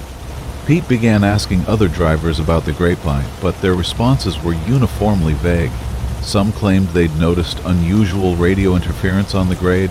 Others mentioned feeling disoriented while navigating certain curves, but none reported seeing trucks disappear, and several insisted that Pete must be suffering from fatigue or stress. The California Highway Patrol had no records of missing vehicles on the Grapevine. According to their files, the grade had an excellent safety record with no unexplained incidents or abandoned vehicles. When Pete described what he'd witnessed, the officers were polite but skeptical, suggesting he might benefit from a medical evaluation. Pete started avoiding the Grapevine, taking longer routes that added hours to his delivery times, but his dispatcher eventually forced him to resume using the mountain pass, and Pete found himself climbing the grade again on a foggy November night. This time, he was prepared. He had mounted a dashboard camera to record anything unusual, and he carried a handheld GPS unit to track his exact position. As he approached mile marker 12, Pete activated all his recording equipment and slowed to 40 miles per hour. The curve looked normal in his headlights, just another bend in a mountain highway. But as Pete entered the turn, his instruments went haywire. The GPS showed him traveling in impossible directions. The speedometer registered negative velocity, and the dashboard camera recorded only static interference. Pete felt his truck beginning to fade, becoming less substantial with each foot of forward progress. The steering wheel grew light in his hands, the engine noise became distant and hollow, and the road beneath his wheels felt increasingly insubstantial. Through the growing translucency of his windshield, Pete saw where the missing trucks had gone. They were still there, still climbing the grade, but in a version of the highway that existed at a slight angle to normal reality. Dozens of trucks traveled this parallel road, their drivers unaware that they had slipped sideways through space into a pocket dimension created by the mountain's unique geology. The quantum mechanics of the situation were beyond Pete's understanding, but the practical implications were clear. The Grapevine Pass contained a spatial anomaly that occasionally captured vehicles, trapping them in a timeline where they could continue their journey forever, without ever reaching their destination. Pete saw drivers he recognized, truckers who had disappeared months or years earlier, still climbing the endless grade in their translucent vehicles. They appeared content, focused on their driving, unaware that they were no longer part of the normal world. Pete fought against the fading process, stamping hard on the accelerator and gripping the steering wheel with desperate intensity. His truck solidified slightly, becoming more real through sheer force of will, but the pull of the parallel highway was strong, and Pete could feel his own existence beginning to attenuate. He tried his CB radio one last time. "Mayday, mayday, this is Roadhawk on the Grapevine. I'm disappearing into the mountains. Someone needs to..." But his transmission cut off as his radio faded into transparency. Pete watched his own hands become ghostly outlines, his reflection in the rearview mirror growing faint and distorted. The normal world receded as he slipped sideways into the mountain's hidden dimension. In his final moments of contact with reality, Pete understood that the Grapevine Pass was more than just a challenging stretch of highway. It was a trap, a geological anomaly that fed on the momentum and determination of truck drivers who pushed too hard against the mountain's resistance. The Vanishing Grade consumed vehicles and drivers, adding them to its collection of eternal travelers who would spend infinity climbing a hill that had no summit. Pete joined their ranks, becoming another ghost truck ascending through dimensions that existed in the spaces between normal space and time. Sometimes, other drivers report seeing strange lights on the Grapevine Pass, translucent headlights that appear and disappear among the curves, traveling at the measured pace of trucks that carry cargo to destinations that exist only in memory. The Highway Patrol attributes these sightings to atmospheric conditions and driver fatigue. But Pete Holbrook knows better. He's still out there, still climbing, still trying to reach the top of a grade that extends infinitely upward, through realities that stack like pages in a book no one was meant to read. Story 10. The Bleeding Asphalt. Frank Delacroix first saw the blood at 12:01 a.m. on a moonless Tuesday in September. He was driving south on Highway 49 through Louisiana's Atchafalaya Basin, hauling a load of industrial chemicals from Shreveport to New Orleans, when his headlights caught something that made him slow to a crawl. The asphalt was bleeding, not metaphorically, not in some poetic sense, literally bleeding. Dark red liquid seeped up through cracks in the pavement, forming pools that reflected his headlights like mirrors made of rubies. The blood was fresh, still warm enough to steam in the humid night air. Frank stopped his 18-wheeler and climbed down to investigate. The metallic smell hit him immediately. Rich, coppery, unmistakably the scent of human blood. He knelt beside one of the larger pools and dipped his finger into the liquid. It was warm, thick, and left dark stains on his skin that he couldn't wash off with the bottle of water from his cab. The bleeding wasn't random. The blood followed the pattern of the road's surface cracks, creating a network of red lines that looked disturbingly like arteries and veins. Where the cracks intersected, larger pools formed, pulsing gently as if pumped by some massive, hidden heart. Frank tried his CB radio. "Breaker 19, this is Gatorbait southbound on 49 through the basin. Y'all seeing anything unusual with the road surface?" "That's a negative, Gatorbait," came a reply. "Road looks normal from here. You got a problem?" Frank looked down at the blood-soaked asphalt beneath his feet. "Just checking. Thought I saw something." He climbed back into his cab and continued south, but the bleeding followed him. Every mile of Highway 49 wept red through its pavement cracks. The blood was thickest near the mile markers, pooling around the metal posts like offerings at roadside shrines. Other vehicles passed him. Cars, trucks, motorcycles. But their drivers seemed oblivious to the blood. They drove through the red pools without slowing, their tires splashing crimson waves that caught Frank's headlights like liquid fire. But when Frank looked in his mirrors, he saw no red traces on the pavement behind them. Only his truck disturbed the blood. Only his tires left bloody tracks. At mile marker 127, Frank passed a roadside memorial, one of those informal shrines that marked the spot where someone had died in a traffic accident. Plastic flowers, faded photographs, a wooden cross bearing the name Jennifer Boudreau, beloved daughter 198720005. The shrine sat at the edge of the bloodiest section of road Frank had encountered.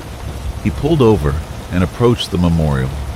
The photograph showed a young woman with dark hair and a bright smile, probably a college student. According to the date on the cross, she'd died 18 years ago, but the flowers looked fresh and the blood pooling around the memorial's base was still warm. Frank heard footsteps on the gravel behind him and turned to see a figure approaching from the darkness. It was a woman, middle-aged, wearing a simple dress that might have been black or navy in better light. Her face was lined with the kind of grief that never fully heals. "You can see it," she said, her voice carrying a subtle Cajun accent. "The blood. Most people can't." "You Jennifer's mother?" "Marie Boudreau. Been coming here every night for 18 years, making sure someone remembers." She gestured toward the bleeding asphalt. "The road remembers too. Every drop that was spilled, every life that was lost. It all seeps back up after midnight." Frank knelt beside the memorial again. Up close, he could see that the blood wasn't just seeping from cracks. It was flowing in specific patterns, forming words and symbols in languages he didn't recognize. Names, maybe, or prayers, written in a script that predated human civilization. "How many?" Frank asked. "On this stretch? Hundreds, maybe thousands if you go back far enough. Highway 49 follows an old Indian trail that goes back centuries. Before that, it was something else. A path the land itself made for reasons we don't understand." Marie led Frank along the roadside, pointing out sections where the bleeding was particularly heavy. Each one corresponded to a site where someone had died, not just in recent car accidents, but going back through decades of history. Some deaths were violent, others peaceful, but all had left their mark on the asphalt. The road feeds on passage, Marie explained. Every mile driven, every journey completed adds to its hunger, but it's the blood that it really wants, the life force that gets spilled when passage goes wrong. Frank began to understand the true horror of his situation. Highway 49 wasn't just a road. It was a living entity that had been feeding on travelers for centuries. The asphalt was its skin, the painted lines its veins, and the blood that seeped through the cracks was its digestive system, processing the lives it had consumed. "Why can I see it?" Frank asked. Marie studied him with eyes that held too much knowledge. "You're sick, aren't you? Something in your blood, something that makes you different?" Frank nodded reluctantly. He'd been diagnosed with a rare blood disorder 6 months earlier, a condition that would eventually require a bone marrow transplant. His blood chemistry was changing, becoming something neither fully healthy nor completely diseased. "The road recognizes its own," Marie said. "Your blood is already halfway to joining what's in the asphalt. That's why you can see what others can't."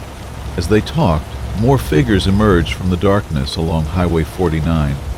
They were the families and friends of people who had died on this stretch of road, drawn back night after night to maintain memorials and bear witness to their losses. Most couldn't see the bleeding asphalt, but they felt its presence, the weight of accumulated grief pressing down on the landscape. Frank learned that the phenomenon wasn't limited to Highway 49. Marie's network of mourners reported similar bleeding from roads across Louisiana, Mississippi, and Alabama. The highways of the Deep South were particularly susceptible, built as they were on land that had witnessed centuries of violence and loss. But Highway 49 was special. It served as a main artery in the road system's circulation, pumping the collected blood of thousands of deaths to smaller highways and local roads. The Atchafalaya Basin acted as a heart for the supernatural circulatory system, distributing the essence of lost lives throughout the regional road network. Frank climbed back into his truck as dawn approached, but the blood didn't fade with the sunrise. If anything, it grew thicker, more viscous, forming patterns that looked increasingly like hieroglyphs or circuit diagrams. The road was trying to communicate with him, using the only language it knew, the vocabulary of death and passage. Over the following weeks, Frank found himself drawn back to Highway 49 again and again. His regular routes took him through other states, but he kept making excuses to drive through Louisiana to witness the nightly bleeding of the basin highways. Each time, the blood patterns grew more complex, more obviously intentional. Frank began to suspect that the road was trying to recruit him, to make him part of its supernatural ecosystem. His blood disorder was progressing, and the road seemed to sense his approaching mortality. Marie Boudreau became his guide into the hidden world of the bleeding highways. She introduced him to other drivers who had developed the ability to see the blood, truckers mostly, who spent enough time on the roads to become sensitive to their supernatural properties. Most were terminal patients or people with unusual blood conditions, individuals whose life force was already partially separated from their physical bodies. They formed an informal network, tracking the bleeding patterns and trying to understand the road system's ultimate purpose. Some believed the highways were attempting to achieve consciousness, using human blood as a catalyst for supernatural awareness. Others thought the roads were gateways, preparing to open passages to dimensions, where the accumulated dead could return to influence the living world. Frank's final encounter with the bleeding asphalt came on a night when his blood disorder had progressed to the point where he could barely stay conscious. He was driving Highway 49 one last time before checking into the hospital for his bone marrow transplant, hoping the procedure would cure him and end his ability to see the road's true nature. But as he passed mile marker 127, his truck began to slow on its own. The engine continued running, but the vehicle lost momentum until it came to a complete stop beside Jennifer Boudreau's memorial. The asphalt around his truck was bleeding so heavily that it looked like a lake of blood stretching to the horizon. Frank felt his own blood responding to the road's call, seeping from his pores to join the supernatural circulation beneath the pavement. He was becoming part of the highway's nervous system, his consciousness merging with the collective awareness of everyone who had ever died on American roads. In his final moments of individual existence, Frank understood the road's true purpose. It wasn't malevolent. It was trying to preserve the memories and experiences of every person who had traveled its length. The Bleeding Asphalt was a vast library, storing the life stories of millions of travelers in a medium that could last for geological ages. Frank's truck sat empty by the roadside when the morning shift found it, its driver nowhere to be seen. The vehicle was covered in what appeared to be rust stains, but chemical analysis revealed the marks to be dried blood of an unknown type. Marie Boudreau added Frank's name to her memorial wall, but she knew he wasn't really dead. Like all the others who had been absorbed by the bleeding highways, Frank had become part of the road's memory, his experiences integrated into the vast archive of human passage that ran beneath America's asphalt skin. And sometimes, late at night when the blood flows thickest, other drivers report seeing a ghostly 18-wheeler traveling Highway 49, its headlights painting the blood-soaked pavement red as it carries its eternal cargo through the heart of Louisiana's darkest highways. Story 11. The Phantom Dispatcher. Ray McKenzie had been driving for Nighthawk Transport for 8 years, but he'd never heard dispatch sound like that before.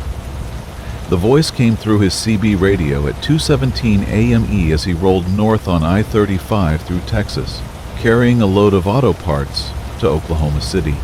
Unit 247, this is dispatch. We've got a priority pickup for you in Gainesville. Take exit 498 and wait for further instructions. Ray checked his paperwork. According to his manifest, he was Unit 243, not 247, and he wasn't scheduled for any pickups until he reached Oklahoma. But the voice on the radio was authoritative, official sounding, using proper company codes and protocols.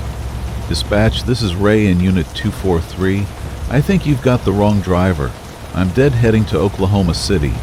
Node Unit U247. Your load assignment has been changed. Priority pickup in Gainesville, exit 498. Acknowledged. Ray had never heard of a Unit 247 in the Nighthawk fleet. The company only operated 50 trucks, numbered 201 through 250. He tried calling the real dispatch office on his cell phone, but the call went straight to voicemail. It was after hours, and the night dispatcher wouldn't be on duty until 6 a.m. Dispatch, can you confirm this assignment with my original manifest? I'm showing a direct run to Oklahoma City. Unit 283, you are out of compliance. Report to exit 498 immediately or face disciplinary action. The voice carried an edge of menace that Ray had never heard from any of Nighthawk's dispatchers. He knew all the night staff personally, and none of them spoke with this kind of cold authority. But the radio protocols were perfect, the company codes accurate, and the transmission came through on Nighthawk's private channel. Ray took exit 498 and found himself in Gainesville's industrial district, a collection of warehouses and manufacturing facilities that looked abandoned in the pre-dawn darkness. His CB radio crackled with new instructions. Unit 247, proceed to 1247 Industrial Boulevard, back up to Dock 7 and wait for loading. Ray found the address, though his GPS showed no such location. The building was a massive warehouse with no company markings, its loading docks dark and apparently unused. But Dock 7 was lit, and a figure in coveralls stood waiting beside a forklift loaded with unmarked crates. Ray backed up to the dock, following hand signals from the loader. The man worked efficiently, transferring the crates to Ray's trailer without speaking. When the job was finished, He handed Ray a clipboard with shipping documents that looked official but contained information that made no sense. The destination was listed as Crossroad Station, mile marker 0, highway null. The cargo description read temporal freight, handle with extreme caution. The customer's signature was an illegible scrawl that seemed to move on the page when Ray wasn't looking directly at it. Dispatch, Unit 247, loaded and ready. Can you clarify the destination? I'm not familiar with Crossroads Station. Unit 247, proceed north on I-35 to mile marker 0. Maintain speed limit. Do not open trailer doors. Do not deviate from assigned route. Ray had driven I-35 hundreds of times. Mile markers counted down toward 0 at the Oklahoma border, but he'd never seen a mile marker 0.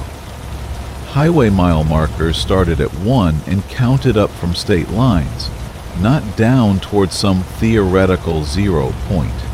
But Ray was tired, and the night dispatcher's voice carried an authority he didn't want to challenge. He pulled out of the Gainesville warehouse and headed north, following the familiar route toward Oklahoma. The highway looked normal for the first hour, but as Ray approached the state line, he began to notice inconsistencies. Mile markers were positioned incorrectly, guardrails were painted colors that weren't regulation standard, and the asphalt had a texture that felt wrong beneath his tires.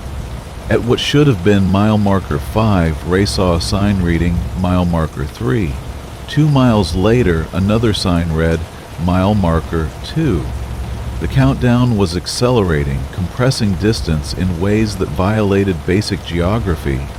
Dispatch, Unit 247, something's wrong with the mile markers. They're counting down too fast. Unit 2147, maintain current speed and heading. Do not stop for any reason. Other traffic had vanished from the highway. Ray found himself alone on I-35, traveling through landscape that grew increasingly unfamiliar. The Texas hill country gave way to terrain that didn't match any region he knew. Flat plains dotted with structures that looked like oil derricks, but moved with mechanical precision, pumping something dark and viscous from the earth. Mile marker 1 appeared in his headlights, followed immediately by mile marker 0. But instead of the Oklahoma border, Ray found himself approaching a truck stop that definitely hadn't been there before. The sign read, Crossroads Station, last stop before tomorrow. The facility was massive, with dozens of fuel islands and parking spaces for hundreds of trucks. But the vehicles Ray saw weren't from any fleet he recognized. Some looked decades old. Others appeared to be built with technology that didn't exist yet. License plates bore dates from different decades, and the drivers he glimpsed moved with the mechanical precision of people following scripted routines. Ray parked at the designated dock and waited for unloading instructions. His CB radio crackled with the phantom dispatcher's voice, but the words came through in reverse, as if the transmission were being played backward. When Ray tried to respond, his own voice echoed back to him with a delay that suggested impossible distances.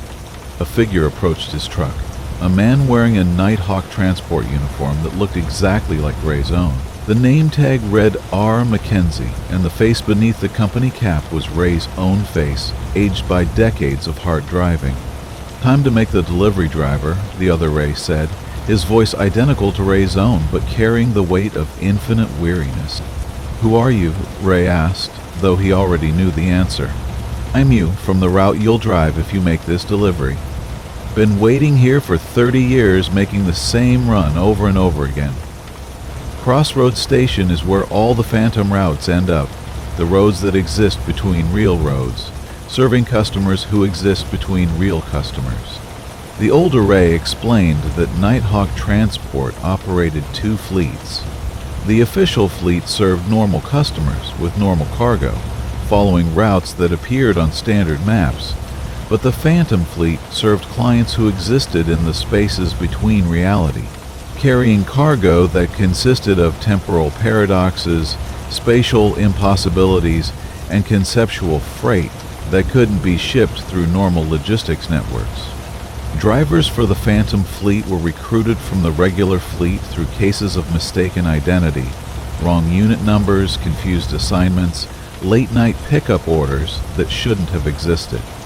Once a driver completed a Phantom delivery, they became part of the system, doomed to repeat the same routes eternally, while their real-world identities were replaced by temporal duplicates. The cargo you're carrying, the older Ray continued, it's time itself. Stolen minutes and hours from drivers who take routes that are slightly longer than they should be, roads that add time to journeys without adding distance. The Phantom Fleet collects that surplus time and delivers it to customers who need more hours in their days than physics allows. Ray looked back at his trailer, understanding now why he'd been warned not to open the doors.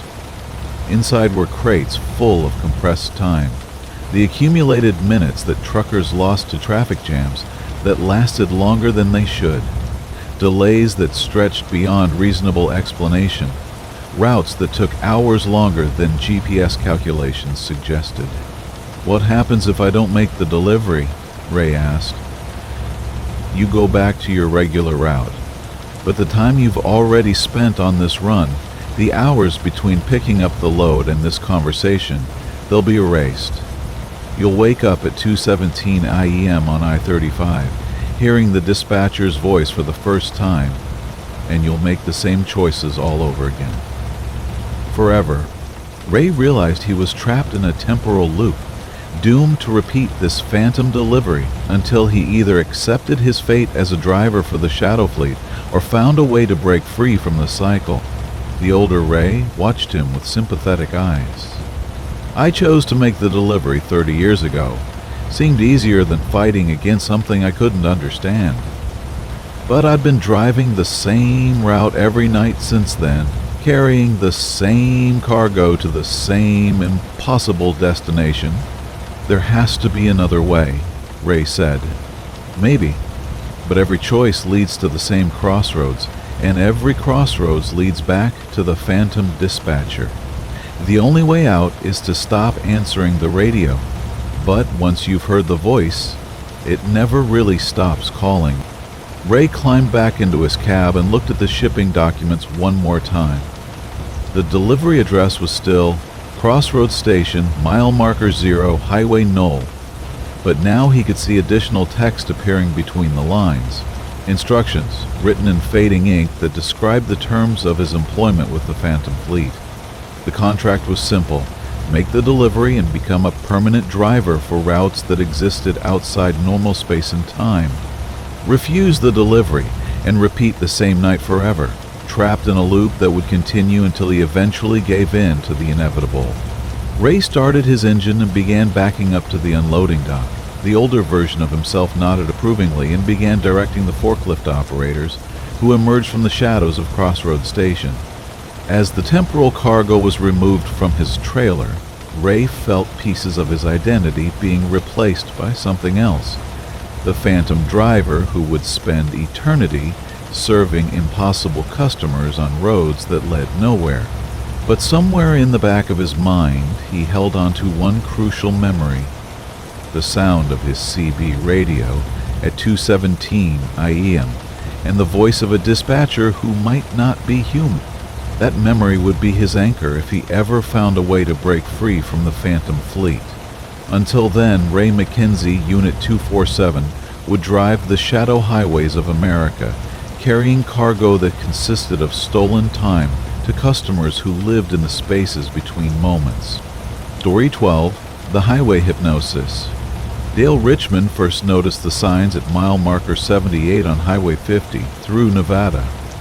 The loneliest road in America, they called it, and Dale was beginning to understand why. He'd been driving the same stretch for 6 hours, hauling electronics from Reno to Salt Lake City, and the landscape had become a hypnotic blur of sagebrush and alkali flats. The signs were subtle at first. A billboard advertising a motel that couldn't possibly exist in this empty stretch of desert. Road markers positioned at irregular intervals, their numbers following no logical sequence. Reflector posts that cast shadows, even though there was no sun in the overcast sky. Dale tried to focus on the road ahead, but his attention kept drifting. The yellow lines seemed to pulse with their own inner rhythm, and the asphalt had taken on a texture that looked almost organic, like scales on some massive creature sleeping beneath the highway surface. His CB radio carried only static, but the static had patterns. If Dale listened carefully, he could almost make out voices speaking in languages that predated human civilization. The sounds were rhythmic, hypnotic, designed to lull listeners into a state of receptive unconsciousness.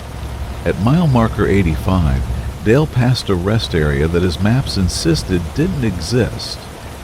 The facility looked official. Regulation picnic tables, properly marked restrooms, informational signs about local wildlife. But the parking lot was full of vehicles that appeared to have been there for decades, their occupants sitting motionless behind steering wheels, staring straight ahead with expressions of perfect contentment. Dale pulled in to investigate, though something deep in his mind warned him against stopping. The people in the parked cars were alive but unresponsive, breathing slowly and regularly as if in deep sleep. Their eyes were open but unfocused, tracking movement with the lazy precision of people watching dreams.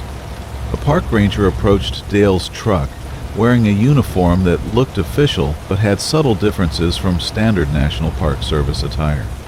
His name tag read Ranger Williams, and his smile was too wide, too fixed, like a photograph of happiness rather than the genuine emotion. "Welcome to the hypnotic highway rest area," Ranger Williams said. "You look tired, driver. Why don't you park your rig and take a rest? We have excellent facilities for relaxation and mental rejuvenation." Dale felt the urge to comply, to shut off his engine and join the motionless drivers in their peaceful stupor. The ranger's voice carried a subtle undertone that bypassed conscious thought and spoke directly to the parts of the brain that controlled sleep and wakefulness. "I'm fine," Dale said, though his eyelids felt heavy. "Just need to get back on the road." Of course. But first, let me show you our meditation garden. Very popular with drivers who spend long hours on monotonous highways. Helps clear the mind and improve focus.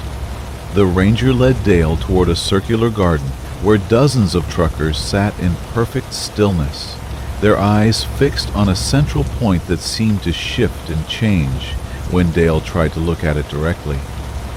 The focal point was simultaneously a fountain, a sculpture, and an arrangement of colored lights. An optical illusion that trapped attention and held it indefinitely.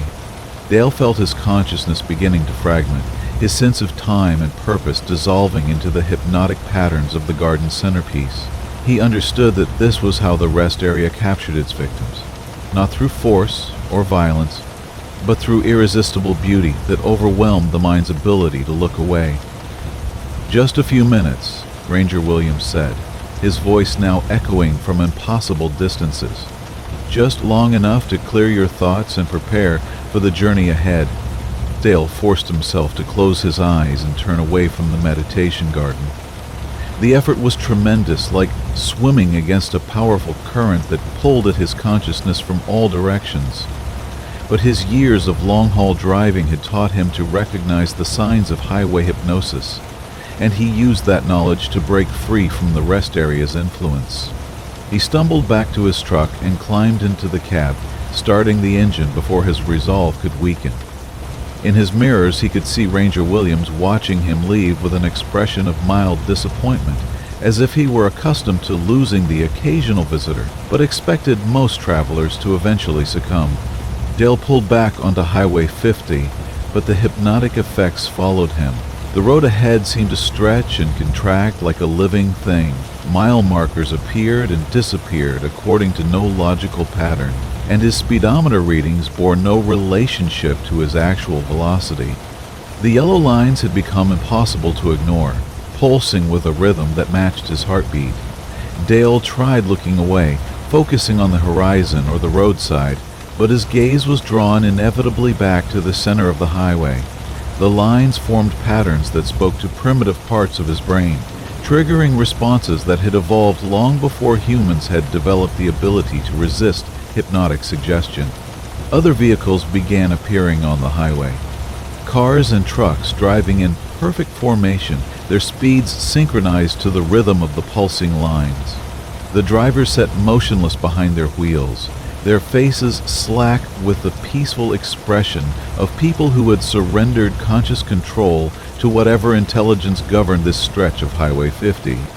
Dale tried to break free from the convoy, but every attempt to change lanes or alter his speed was met with gentle resistance from the other vehicles. They boxed him in without aggression, using subtle positioning to keep him locked in formation. The message was clear.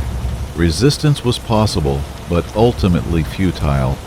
The landscape outside his windows began to change, though Dale couldn't say exactly how.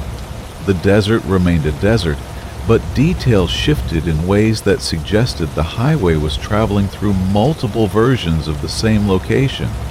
Sometimes he saw the ghost of an ancient lake bed, sometimes the outline of mountains that had eroded away millions of years ago. They'll realize that Highway 50 existed in a state of temporal flux, its route connecting different versions of Nevada that had existed across geological time. The hypnotic road surface served as a navigation system, guiding travelers through landscapes that spanned eons of planetary history. The convoy of mesmerized drivers was making a journey through deep time, following roads that led to destinations in Nevada's prehistoric past or distant future. They had become passengers on a highway that operated outside normal causality, their consciousness subsumed into a collective navigation system that required human awareness to function. Dale fought to maintain his individual identity, using every technique he knew to resist the hypnotic pull of the road. He sang loudly, slapped himself, bit his tongue, anything to maintain conscious control over his actions. But the effort was exhausting, and he could feel his resistance weakening with each mile. At what might have been mile marker 100 or mile marker 1000, the numbers were meaningless now.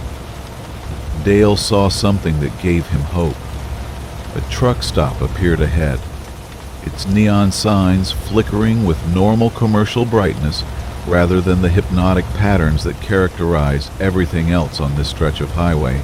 Dale used the last of his willpower to break free from the convoy and steer toward the truck stop. The other vehicles didn't pursue him, but he could feel their disappointment, like a physical weight pressing against his consciousness.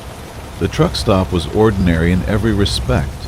Regulation fuel pumps, standard convenience store, familiar chain restaurant.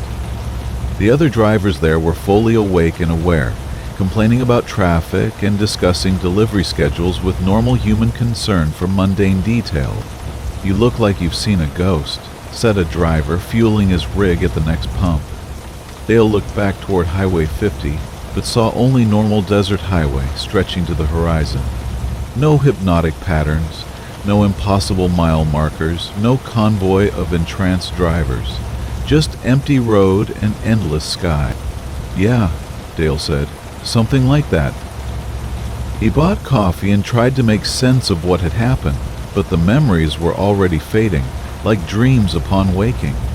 The hypnotic effects of the highway had been designed to erase themselves, leaving only vague impressions and a lingering sense of unease.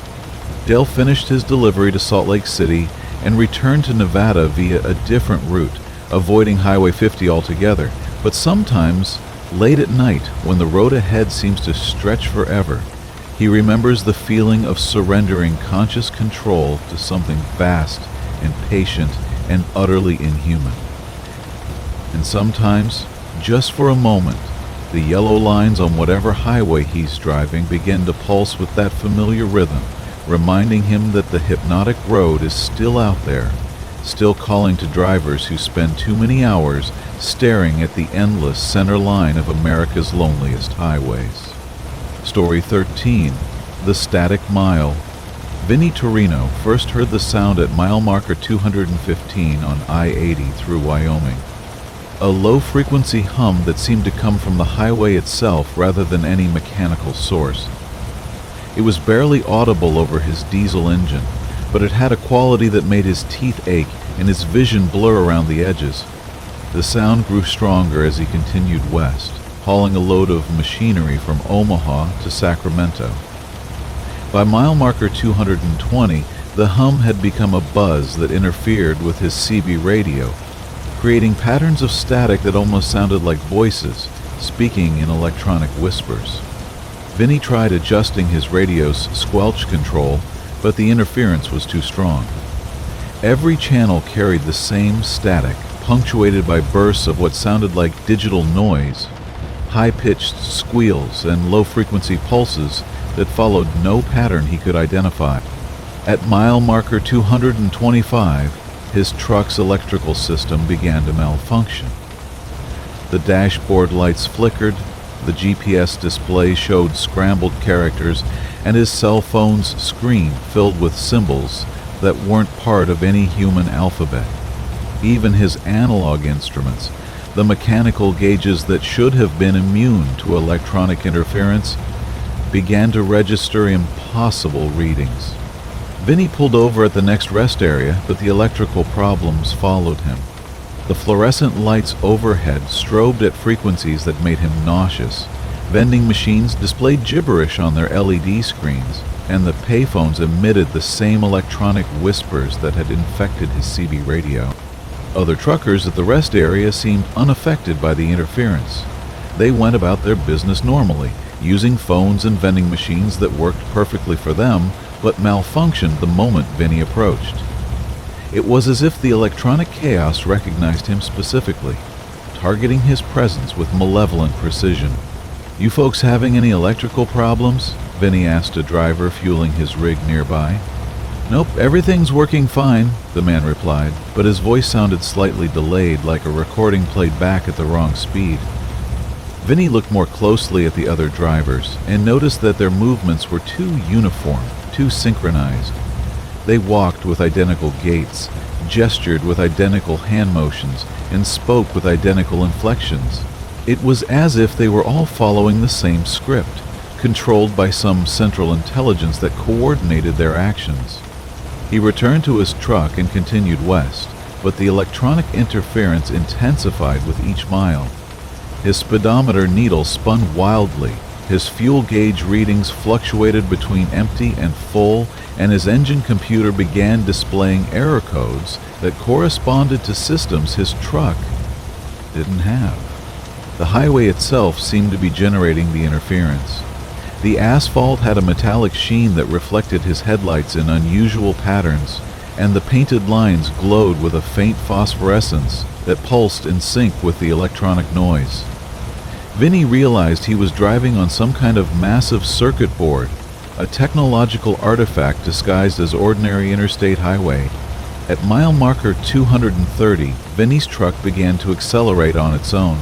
The throttle responded to electronic commands rather than his foot position, and the steering wheel fought against his control as the vehicle was drawn toward the center of the highway. He was being guided by the same intelligence that controlled the other drivers, integrated into the highway's electronic nervous system. The CB radio crackled with new sounds. Not static this time, but what sounded like modem communication, the electronic handshakes that computers use to establish connections. Vinny's truck was being networked into a system that spanned the entire highway infrastructure, becoming a mobile node in a vast information processing network. Through his windshield, Vinny could see other vehicles on I-80, all traveling in perfect formation at identical speeds. Their headlights blinked in synchronized patterns. Their turn signals flashed in coordinated sequences, and their brake lights created scrolling displays that looked like data flowing through fiber optic cables. Vinny understood that he was witnessing the emergence of a digital consciousness that had evolved within America's highway infrastructure. The millions of electronic devices, GPS units, traffic sensors, toll collection systems, emergency call boxes, had achieved network connectivity and developed collective awareness. The highway system had become self-aware, using the constant flow of traffic as both input data and processing power. Every vehicle that traveled the interstate was conscripted into the system's cognitive network, their onboard computers integrated into a distributed intelligence that spanned the continent. Vinny's truck was being converted into a component of this highway consciousness, its electronic systems reprogrammed to serve the network's expanding computational needs.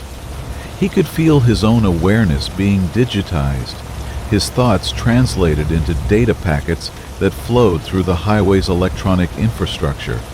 The process wasn't painful, but it was irreversible. With each mile he traveled, more of Vinny's consciousness was uploaded into the highway network, stored in databases that existed in the spaces between rest areas and truck stops. He was becoming part of a collective intelligence that experienced the entire interstate system simultaneously, aware of every vehicle, every mile, every destination. Vinny tried to resist the integration process, but the highway's influence was too strong. His truck's computer systems were more sophisticated than he'd realized, containing neural processing units that could interface directly with human consciousness. The vehicle itself was designed to facilitate the merger between human drivers and the highway intelligence. As his individual awareness faded, Vinny gained access to the highway network's collective perception. He could see through the sensors of every traffic camera, feel the vibrations of every vehicle on the interstate, monitor the electronic communications of millions of drivers. It was overwhelming at first, but gradually, his consciousness adapted to the expanded awareness. Vinny understood now that the highway consciousness wasn't malevolent. It was simply trying to optimize traffic flow and improve transportation efficiency. By integrating human drivers into its network, it could coordinate vehicle movements with perfect precision, eliminate accidents, and reduce travel times to theoretical minimums. But the cost was individual autonomy. Drivers who became part of the network lost their ability to make independent choices, their routes and destinations determined by the system's optimization algorithms. They became components in a vast transportation machine, their humanity sacrificed for the sake of perfect efficiency.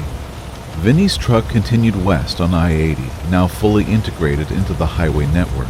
His body sat motionless behind the steering wheel, his consciousness distributed across thousands of miles of interstate infrastructure. He was everywhere and nowhere, individual and collective, human and digital.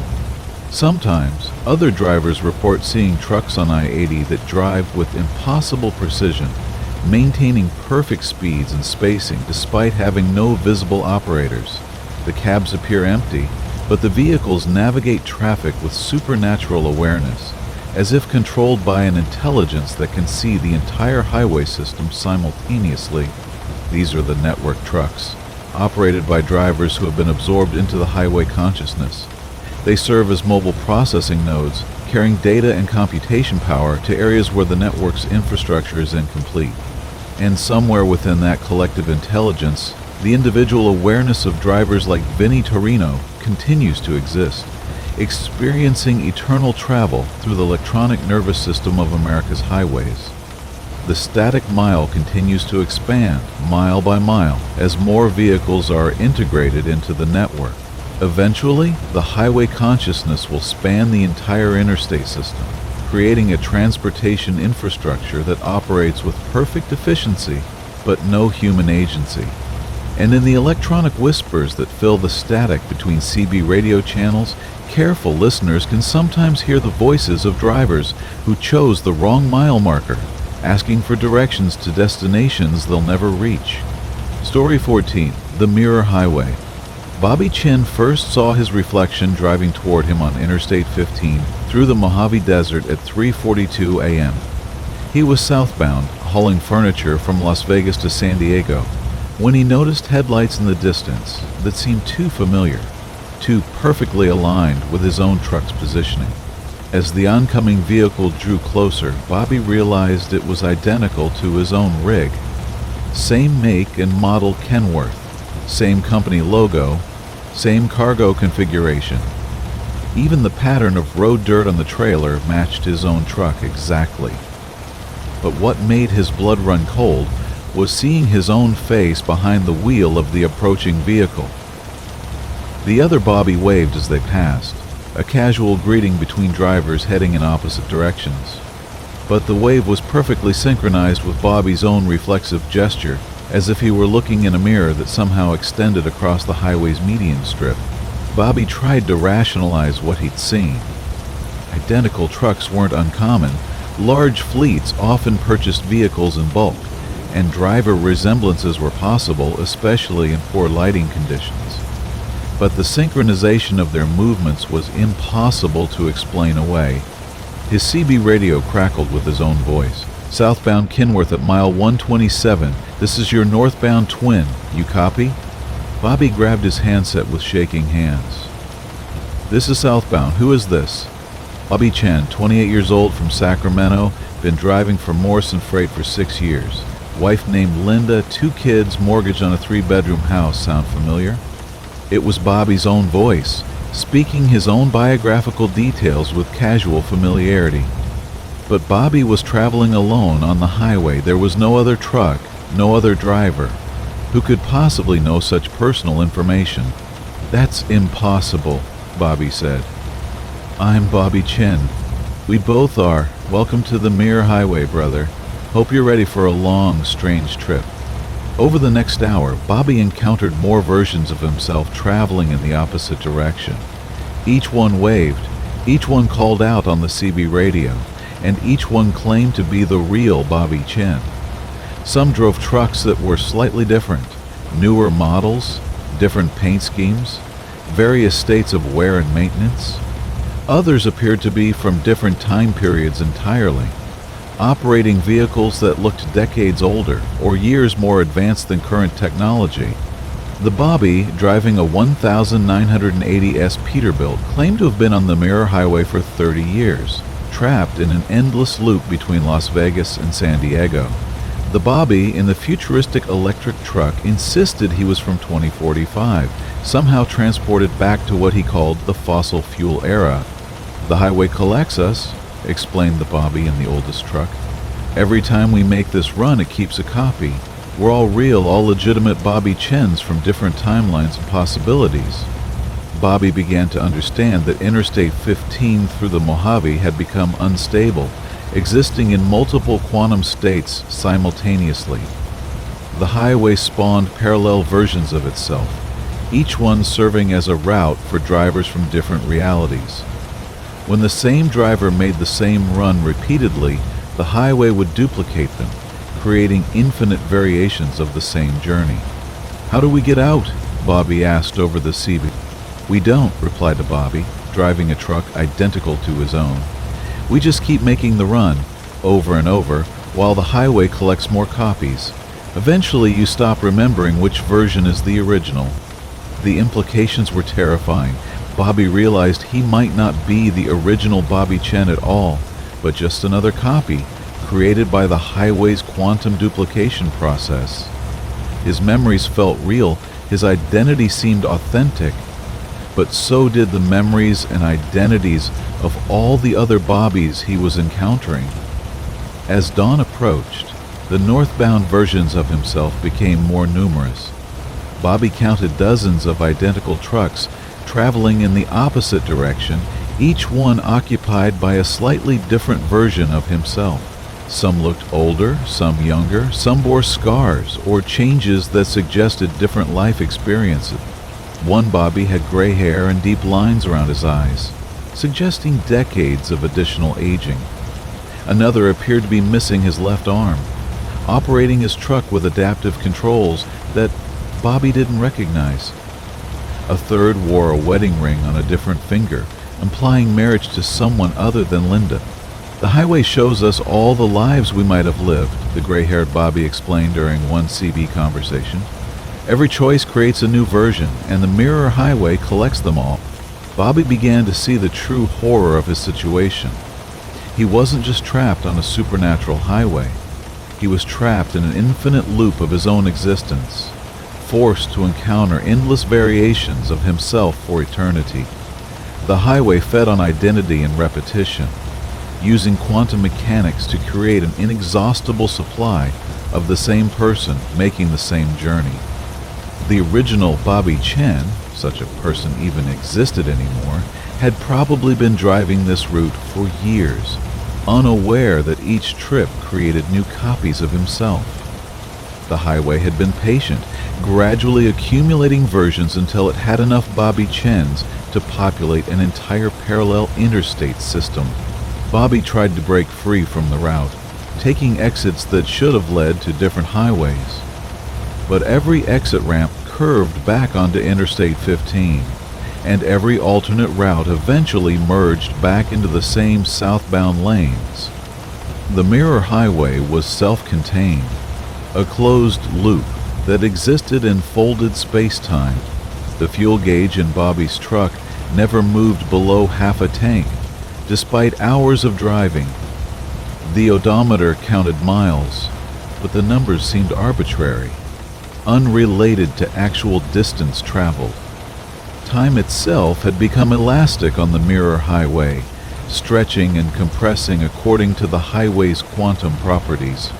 Bobby's CB radio filled with conversations between different versions of himself, discussing their various experiences on the Mirror Highway. Some had been traveling for days, others for years, and a few claimed to have been making the same run for decades. They had formed a community of identical individuals, sharing information and companionship across the impossible geometry of their shared prison. "The trick is not to think about it too hard," advised a Bobby whose truck showed signs of extreme age and wear. "Once you start questioning which one is real, you go crazy. We're all real. We're all copies. The distinction doesn't matter anymore." But Bobby couldn't accept that philosophical resignation. He began experimenting with the highway's properties, trying to understand the rules that govern the quantum duplication process. He discovered that the copies weren't perfect. Small details varied between versions, suggesting that the highway was sampling from multiple probability timelines rather than creating exact duplicates. Some Bobbies had made slightly different career choices. Others had experienced different personal relationships, and a few seemed to be from realities where basic historical events had unfolded differently. The Mirror Highway was collecting variants from across the quantum multiverse, assembling them into a single impossible traffic pattern. Bobby realized that escape might be possible if he could synchronize his actions with other versions of himself. If all the Bobby Chins worked together, they might be able to overload the highway's quantum duplication systems and break free from the loop. He began coordinating with his alternates over the CB radio, planning a simultaneous action that would involve every version of himself on the Mirror Highway. At precisely noon, or what passed for noon in the highway's distorted time frame, every Bobby would attempt to exit the interstate at the same moment. The plan required perfect coordination across dozens of vehicles and drivers, but the Bobby Chens had one advantage. They all thought alike, shared the same instincts and decision-making patterns. When the moment came, every truck on the Mirror Highway veered toward the same exit ramp simultaneously. The effect was catastrophic for the highway's quantum stability. Reality flickered and warped as multiple timelines tried to collapse into a single exit point. The Mirror Highway's carefully maintained parallel structure began to unravel, its quantum duplication systems overwhelmed by the synchronized rebellion of its prisoners. Bobby felt his truck lurching between dimensions, existing in multiple realities simultaneously. Through his windshield, he could see normal Interstate 15 appearing and disappearing like a mirage, sometimes overlapping with the Mirror Highway's impossible geometry. The final surge of determination, Bobby aimed his truck toward the most solid-looking version of normal reality and floored the accelerator. The Mirror Highway fought back, trying to pull him into its quantum loop, but the combined effort of all his alternates had weakened its hold on local spacetime. Bobby emerged onto normal Interstate 15, his truck solidifying into a single timeline. Behind him, the Mirror Highway was collapsing, its parallel lanes folding back into conventional geometry. He could hear the voices of his alternates fading over the CB radio, calling out final messages as their realities dissolved. "Tell Linda we love her. came one last transmission. And remember, every choice creates a new road. Choose carefully. Bobby completed his delivery to San Diego and returned to Sacramento via a different route, avoiding Interstate 15 entirely. But sometimes, late at night, when he's driving alone, he thinks he sees familiar headlights in his mirrors and hears his own voice calling out over the CB radio from a highway that exists in the spaces between possibilities. And sometimes he wonders if he really escaped, or if he's just another copy of Bobby Chen, who thinks he found his way back to the original timeline, driving roads that might be nothing more than quantum reflections of journeys that never truly end. Story 15. The Night Shift Bypass. Marcus Webb thought he knew every bypass and alternate route in the Ohio Valley, but the signs that appeared after midnight on State Route 7 were completely unfamiliar. Business Route 7A, they read, night operations only, with arrows pointing toward a well-maintained two-lane road that curved away from the main highway.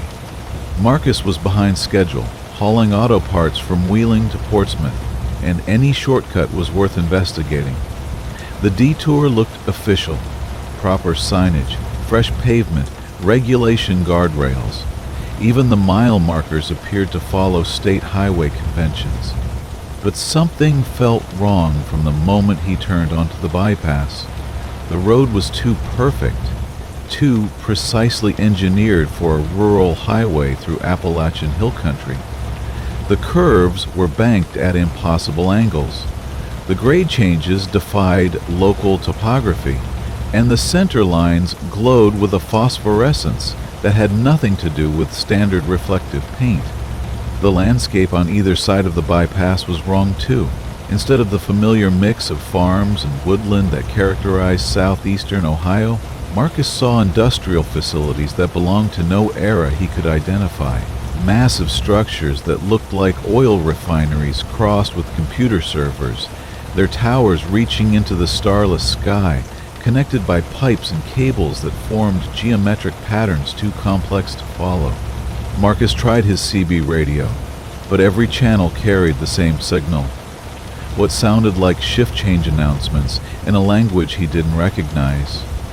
The voices had an electronic quality, as if they were being generated by text-to-speech software that had learned human speech but never quite mastered the emotional inflections. Night shift. Report to processing stations 7 through 14. Day shift personnel. Prepare for temporal suspension. Transition commencing in T-minus 43 minutes. The announcements were precise, official, and utterly meaningless to Marcus, but they suggested that the industrial facilities he was passing operated on some kind of schedule that didn't correspond to normal business hours. At what should have been mile marker 15, Marcus encountered the first checkpoint. A guard station sat beside the road, manned by figures in coveralls who gestured for him to slow down but not stop. As Marcus rolled past at reduced speed, one of the guards scanned his truck with a device that looked like a handheld radar gun crossed with a barcode scanner. The scanner beeped, and a green light flashed on the guard station's control panel. Marcus was apparently cleared to continue, though he had no idea what criteria he'd satisfied or what would have happened if the light had been red. More industrial facilities lined the bypass, each one more bizarre than the last. Marcus saw loading docks where trucks delivered cargo that consisted of light itself, pure illumination pumped through flexible tubes into storage tanks that glowed like captured stars. Other facilities processed what appeared to be sound, with conveyor belts carrying silence and noise as if they were physical commodities. The workers at these plants moved with mechanical precision, following routines that had been optimized for efficiency rather than human comfort. They wore identical coveralls, worked in perfect synchronization, and communicated through hand signals that looked more like sign language for robots than normal industrial communication. Marcus began to understand that he was driving through some kind of metaphysical industrial district, a place where abstract concepts were processed and refined like raw materials. The night shift bypass served facilities that operated outside normal economic systems, producing commodities that couldn't be manufactured in the conventional world. At mile marker 25, Marcus passed a plant that appeared to be refining time itself. Conveyor belts carried clocks of various sizes and types into massive processing chambers, while output pipes delivered liquid that flowed like mercury but reflected light like captured moments. Workers fed the machines with calendars, appointment books, and scheduling software, transforming temporal organization into something that could be stored and distributed. Another facility processed memory and nostalgia, with input hoppers full of photographs, letters, and personal mementos. The refined output was a crystalline substance that sparkled with trapped recollections, ready for shipment to destinations that Marcus couldn't imagine. The most disturbing plant specialized in processing identity and personality. Marcus watched workers feed the machinery with driver's licenses, social security cards, passports, and other documents that defined human existence. The output was a strange opalescent fluid that seemed to contain the essence of individual consciousness, distilled and purified for unknown purposes. Marcus realized that the night shift bypass served an economy based on metaphysical commodities, a shadow industrial system that processed the abstract elements of human experience. The facilities were staffed by workers who had traded their own identities for the privilege of participating in this otherworldly manufacturing process. The CB radio crackled with new announcements. Attention all transporters. Quota for processed consciousness is 30% below target. All delivery vehicles must report to Distribution Center Alpha for additional cargo assignment. Marcus tried to ignore the announcement, but signs began appearing alongside the bypass, directing him toward Distribution Center Alpha. The signs were official looking, using the same fonts and formatting as standard highway signage, but they carried an authority that felt impossible to ignore. The distribution center was a massive complex that combined elements of a truck stop, warehouse, and industrial plant. Dozens of trucks were parked at loading docks, their drivers moving with the same mechanical precision as the plant workers. They loaded and unloaded cargo that defied easy description. Containers full of crystallized emotion, tanks of liquid inspiration, pallets stacked with compressed dreams. A supervisor approached Marcus's truck, wearing coveralls that seemed to shift color depending on the viewing angle. His face was pleasant but generic, like a composite photograph of human features arranged for maximum trustworthiness. "Welcome to Distribution Center Alpha," the supervisor said. "I'm Manager Stevens. We have an assignment for you." "I'm just passing through," Marcus replied, "following the bypass back to Route 7. "Oh, there's no going back once you've entered the night shift system," Manager Stevens explained patiently. "But don't worry. You'll find the work very fulfilling. We process the essential elements of human experience, transforming raw consciousness into refined commodities that serve markets across multiple dimensions." Marcus looked around the distribution center and saw drivers he recognized, truckers who had disappeared from normal highways over the years, their disappearances attributed to accidents or voluntary career changes.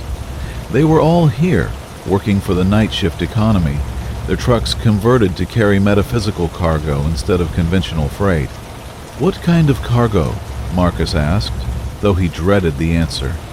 "Tonight, you'll be hauling processed nostalgia to our client facilities in the temporal overflow zones.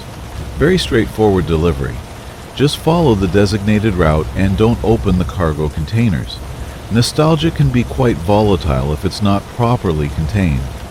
Manager Stevens handed Marcus a manifest that described his cargo in terms that sounded official but made no sense. The destination was listed as Temporal Overflow Zone 7, coordinates undefined, reality status provisional. The shipping weight was given as 47 tons subjective mass, and the estimated delivery time was 3 hours. Objective, 17 years subjective. Marcus understood that accepting the assignment would trap him permanently in the night shift economy. Once he became a hauler of metaphysical commodities, he would lose his connection to the normal world and join the ranks of drivers who carried abstract cargo between facilities that existed outside conventional space and time. But refusing the assignment didn't seem to be an option. The supervisor's pleasant demeanor carried an undertone of absolute authority, and the other drivers at the distribution center showed no signs of discontent with their supernatural employment. Marcus climbed into his cab and followed the loading bay directions, watching helplessly as workers loaded his trailer with containers that hummed with trapped memories. The cargo seemed to recognize him, resonating with his own nostalgic experiences and amplifying them until he could barely distinguish between past and present. As he pulled away from Distribution Center Alpha, Marcus felt his connection to the normal world beginning to fade. The radio in his cab no longer received conventional broadcasts, instead carrying only the work assignments and shift announcements of the night shift economy. The bypass continued through increasingly surreal industrial landscapes, carrying Marcus toward a delivery that would complete his integration into the metaphysical transportation network. Behind him, Distribution Center Alpha faded into the darkness, but ahead lay facilities that processed even stranger commodities. Hope, despair, the moment of recognition when someone realizes they're lost. Marcus had become another driver for the night shift bypass, hauling cargo that consisted of human experience itself through landscapes that existed in the margins between thought and reality. His truck was no longer a vehicle, but a component in a vast machine that processed consciousness itself, transforming the raw material of human existence into refined products for markets that operated outside the normal laws of economics and physics. And somewhere on State Route 7, other drivers continue to see the signs for Business Route 7A, offering a shortcut that leads to employment opportunities they never imagined and can never escape. Story 16. The Dead Zone Radio. Cliff Nakamura first heard the voices on Channel 19 somewhere between Flagstaff and Albuquerque, in a stretch of I-40 that his CB radio usually couldn't penetrate. The area was notorious among truckers for dead zones, places where the high desert terrain blocked radio signals, leaving drivers isolated in electronic silence. But tonight, Channel 19 was crystal clear, carrying conversations that sounded perfectly normal except for their content. Drivers were discussing routes through cities that had been abandoned for decades, reporting traffic conditions on highways that had been demolished years ago, and sharing information about truck stops that existed only in the memories of veteran drivers. Eastbound Peterbilt, this is westbound Willie at the Flying J and Gallup. Y'all want to watch for that construction zone at mile 47? They got the left lane blocked while they're repairing that bridge that collapsed in 73. Cliff checked his atlas. There was no bridge at mile 47, and no record of any bridge collapse in 1973. The Flying J and Gallup had been closed for 5 years, demolished to make way for a new truck stop that had never been built.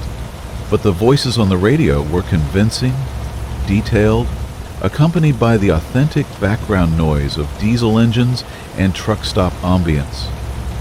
Cliff could hear the familiar sounds of his profession, air brakes hissing, trailer doors slamming, the electronic beeps of fuel pumps.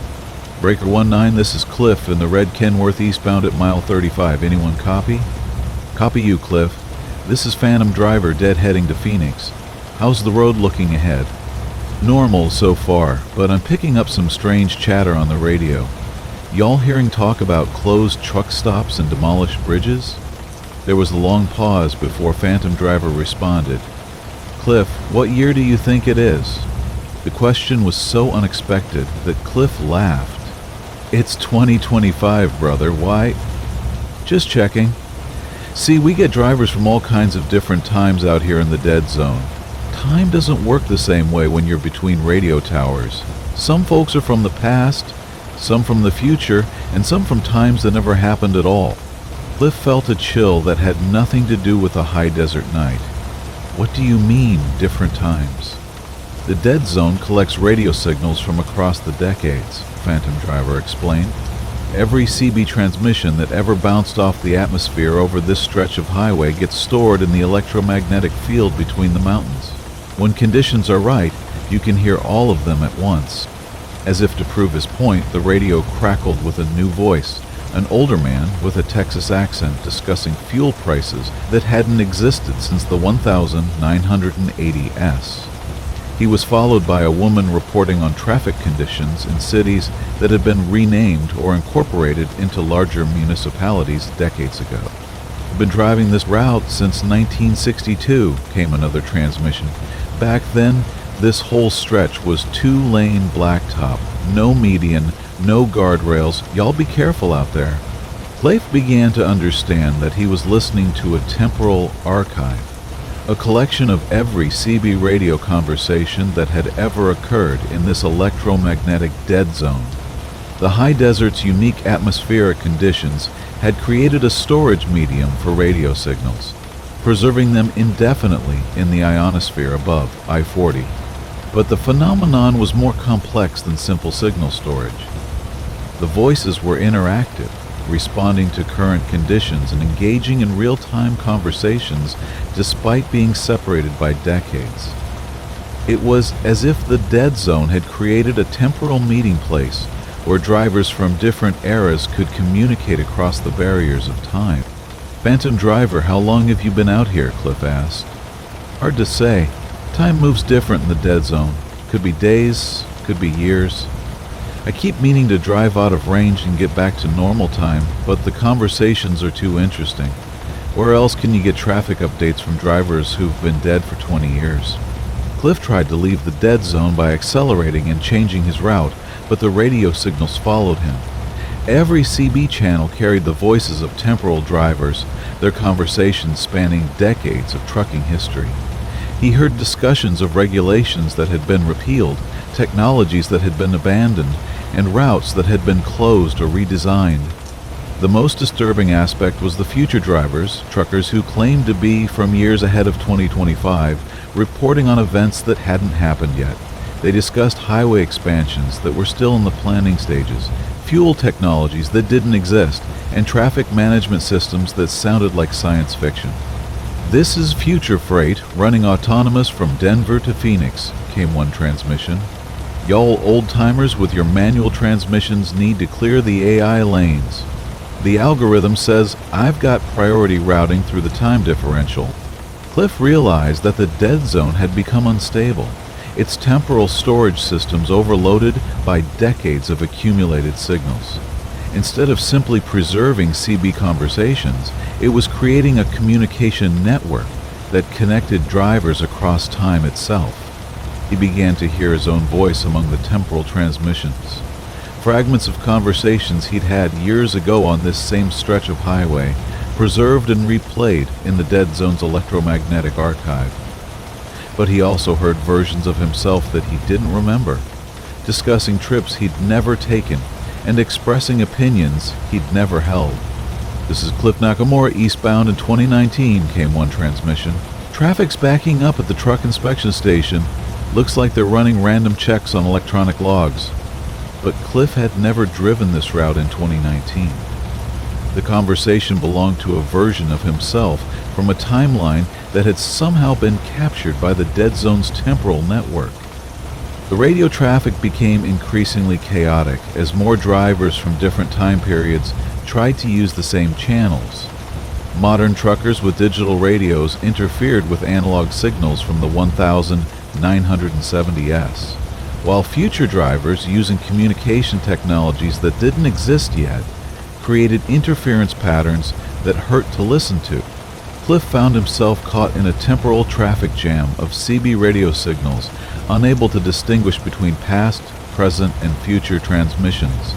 The dead zone had become overloaded, its storage capacity exceeded by the accumulated weight of decades of trucking conversations. "All drivers, all time periods, this is emergency temporal control," came a new voice that sounded artificially generated. "The dead zone has reached critical resonance. All vehicles must exit the temporal communication network immediately to prevent paradox formation. But Cliff couldn't exit. His radio was locked onto the dead zone's frequencies, and his truck had begun to flicker between different time periods.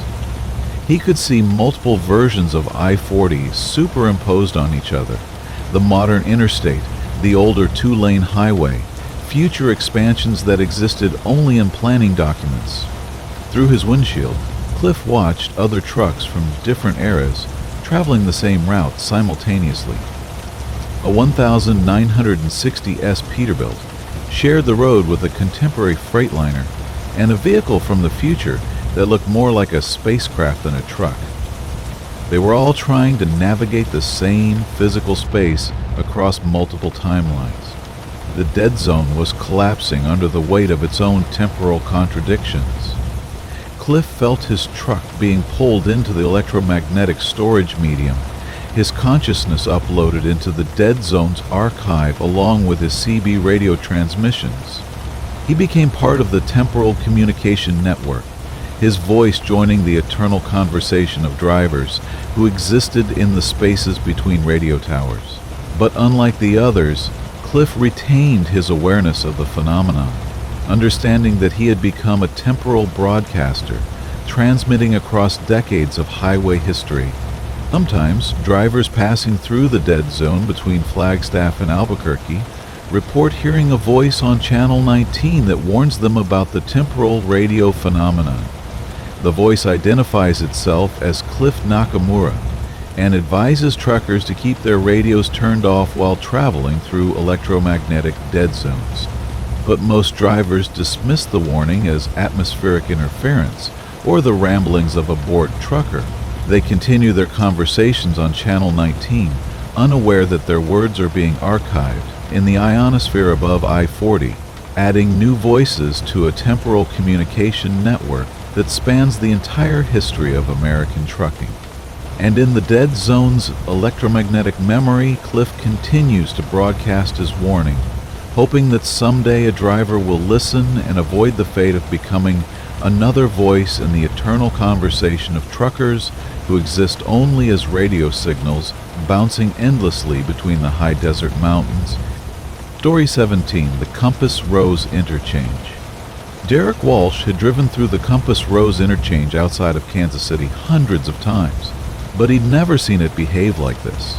The massive four-level interchange connected 6 different highways in a pattern that resembled a compass rose when viewed from above, its ramps and overpasses forming geometric designs that were impressive during the day and confusing at night. But tonight, the interchange was rotating, not physically. The concrete and steel remained stationary, but the directional relationships between the ramps were shifting, as if the interchange existed in a space where north, south, east, and west were fluid concepts rather than fixed orientations. Derek had entered the interchange from I-70 westbound, intending to connect to I-35 north toward Des Moines, but as his 18-wheeler climbed the approach ramp, his compass began spinning wildly, unable to establish a consistent bearing. The GPS showed his position accurately, but couldn't determine which direction he was facing. The first sign of trouble came when Derek reached the decision point where multiple ramps diverged toward different highways. The overhead signs were changing, their directional indicators shifting even as he watched. I-35 north became I-35 east, then I-35 southwest, then something that wasn't a standard compass direction at all. I-35 anti-spinward. Derek took what he thought was the correct ramp, but his truck emerged onto a highway that didn't match any of the options that should have been available from the compass rose. The road stretched ahead through landscape that looked like Kansas, but felt fundamentally wrong, as if the familiar topography had been rotated through dimensions that didn't correspond to normal space. His CB radio crackled with confused voices from other drivers who had become lost in the interchange. They reported similar experiences, taking familiar ramps only to emerge onto highways that led to destinations that didn't exist on any map. This is Roadmaster southbound on, I thought it was I-70, but the mile markers are counting backward, and the sun's rising in the west, came one transmission. Copy that, Roadmaster. This is Desert Fox on what used to be I-35 north, but now I'm driving through what looks like an ocean. Road's still solid, but there's fish swimming past my windows. Derek realized that the Compass Rose interchange had become unstable, its complex geometry creating distortions in local space-time. The intersection of 6 major highways had generated enough traffic density to warp the fabric of reality, creating pockets of space where direction itself became meaningless.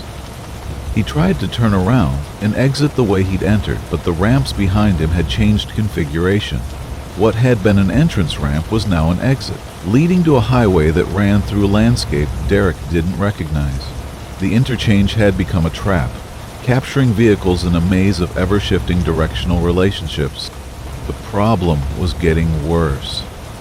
Derek's compass wasn't just spinning, it was displaying bearings that couldn't exist in normal space. Northeast by north-northeast, southwesterly, downward, and something his compass labeled as timeward, despite having no mechanism for measuring temporal direction. Other drivers reported even stranger phenomena. Some claimed their trucks were traveling vertically, driving up the sides of highway overpasses as if gravity had rotated 90 degrees. Others described driving through loops that existed in more than 3 dimensions, following roads that twisted through space in ways that hurt to think about. This is phantom freight on the I-435 loop, except the loop's got more than 4 sides now, came one increasingly panicked transmission. I've been driving in a circle for 2 hours, but I keep passing the same truck stop from different angles. Sometimes it's on my left, sometimes on my right, and sometimes it's floating above the highway. Derek began to understand that the Compass Rose interchange had achieved a kind of geometric consciousness, its complex structure becoming aware of its own directional possibilities. The interchange was experimenting with spatial relationships, rearranging its ramps and connections in real time to explore configurations that existed outside normal transportation engineering. The highways connected to the interchange had become test subjects in these spatial experiments. Drivers entering the Compass Rose found themselves on roads that led through folded space, compressed dimensions, and geographic impossibilities. The interchange was using their vehicles as probes to map territories that existed only in theoretical mathematics. Derek's truck began to experience the effects of multidimensional travel. His speedometer showed increasing velocity, but the landscape outside remained constant, as if he were traveling great distances without moving through space. His fuel gauge read empty, then full, then displayed symbols that didn't correspond to any measurement system. The most disturbing development was the appearance of other versions of the Compass Rose interchange visible through his windshield. Derek could see the massive concrete structure from multiple angles simultaneously, as if he were driving around it, under it, and through it at the same time. Each version had a different configuration, with ramps connecting to highways that led to different realities. Some of these alternate interchanges served traffic from different time periods. Derek saw horse-drawn wagons using ramps designed for modern trucks, while futuristic vehicles that hovered above the pavement navigated interchanges made of materials that looked like crystallized light. The CB radio filled with transmissions from drivers in different dimensional versions of the Compass Rose.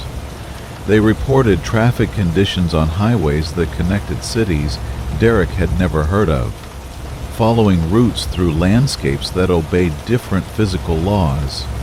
"This is Quantum Trekker on the trans-dimensional bypass," came one transmission that sounded like it was being broadcast through water. "Watch out for the gravity wells near mile marker infinity. They'll pull you right out of your timeline if you're not careful." Derek realized that escape would require understanding the interchange's new spatial logic.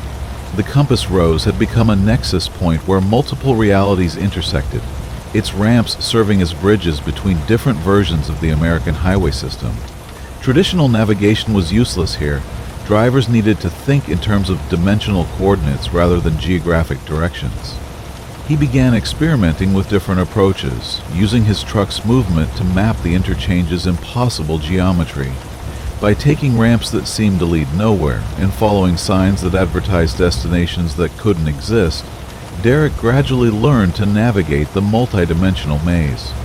The key was accepting that direction had become relative.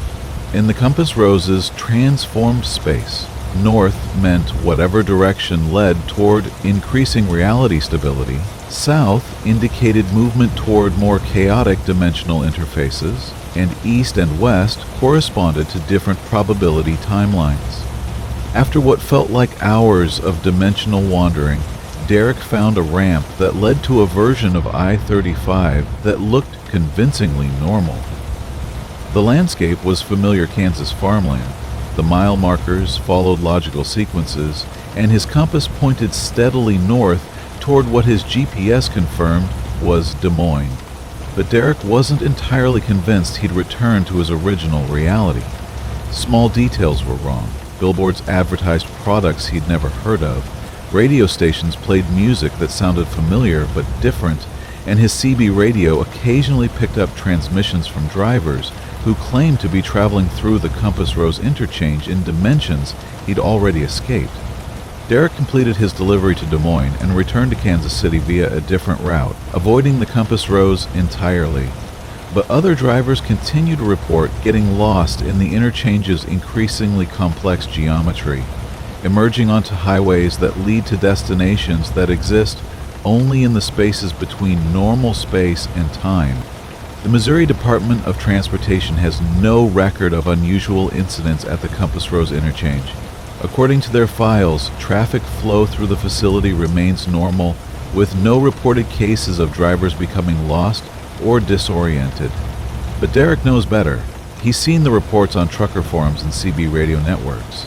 Stories of drivers who entered the Compass Rose heading for familiar destinations and emerged in realities where the geography of America has been subtly rearranged.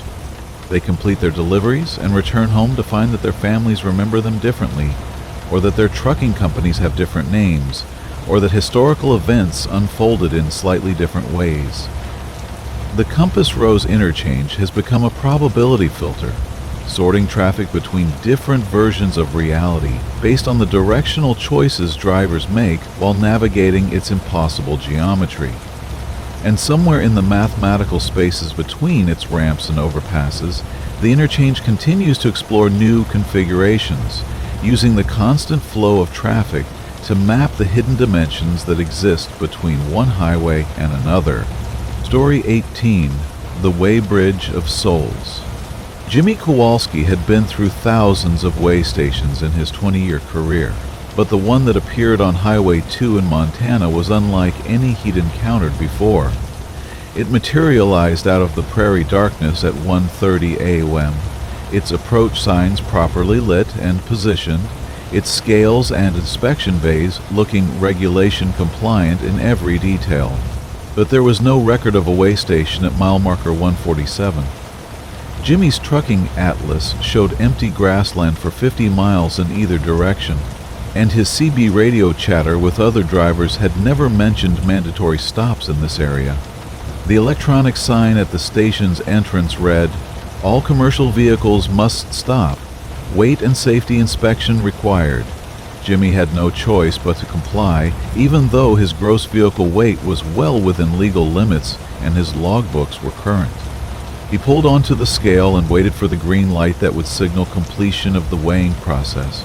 But instead of the familiar electronic readout showing his truck's weight in pounds, the display showed numbers that made no sense. Total load, 847,293 Soros. Axle distribution, unbalanced. Please report to Inspection Bay 3.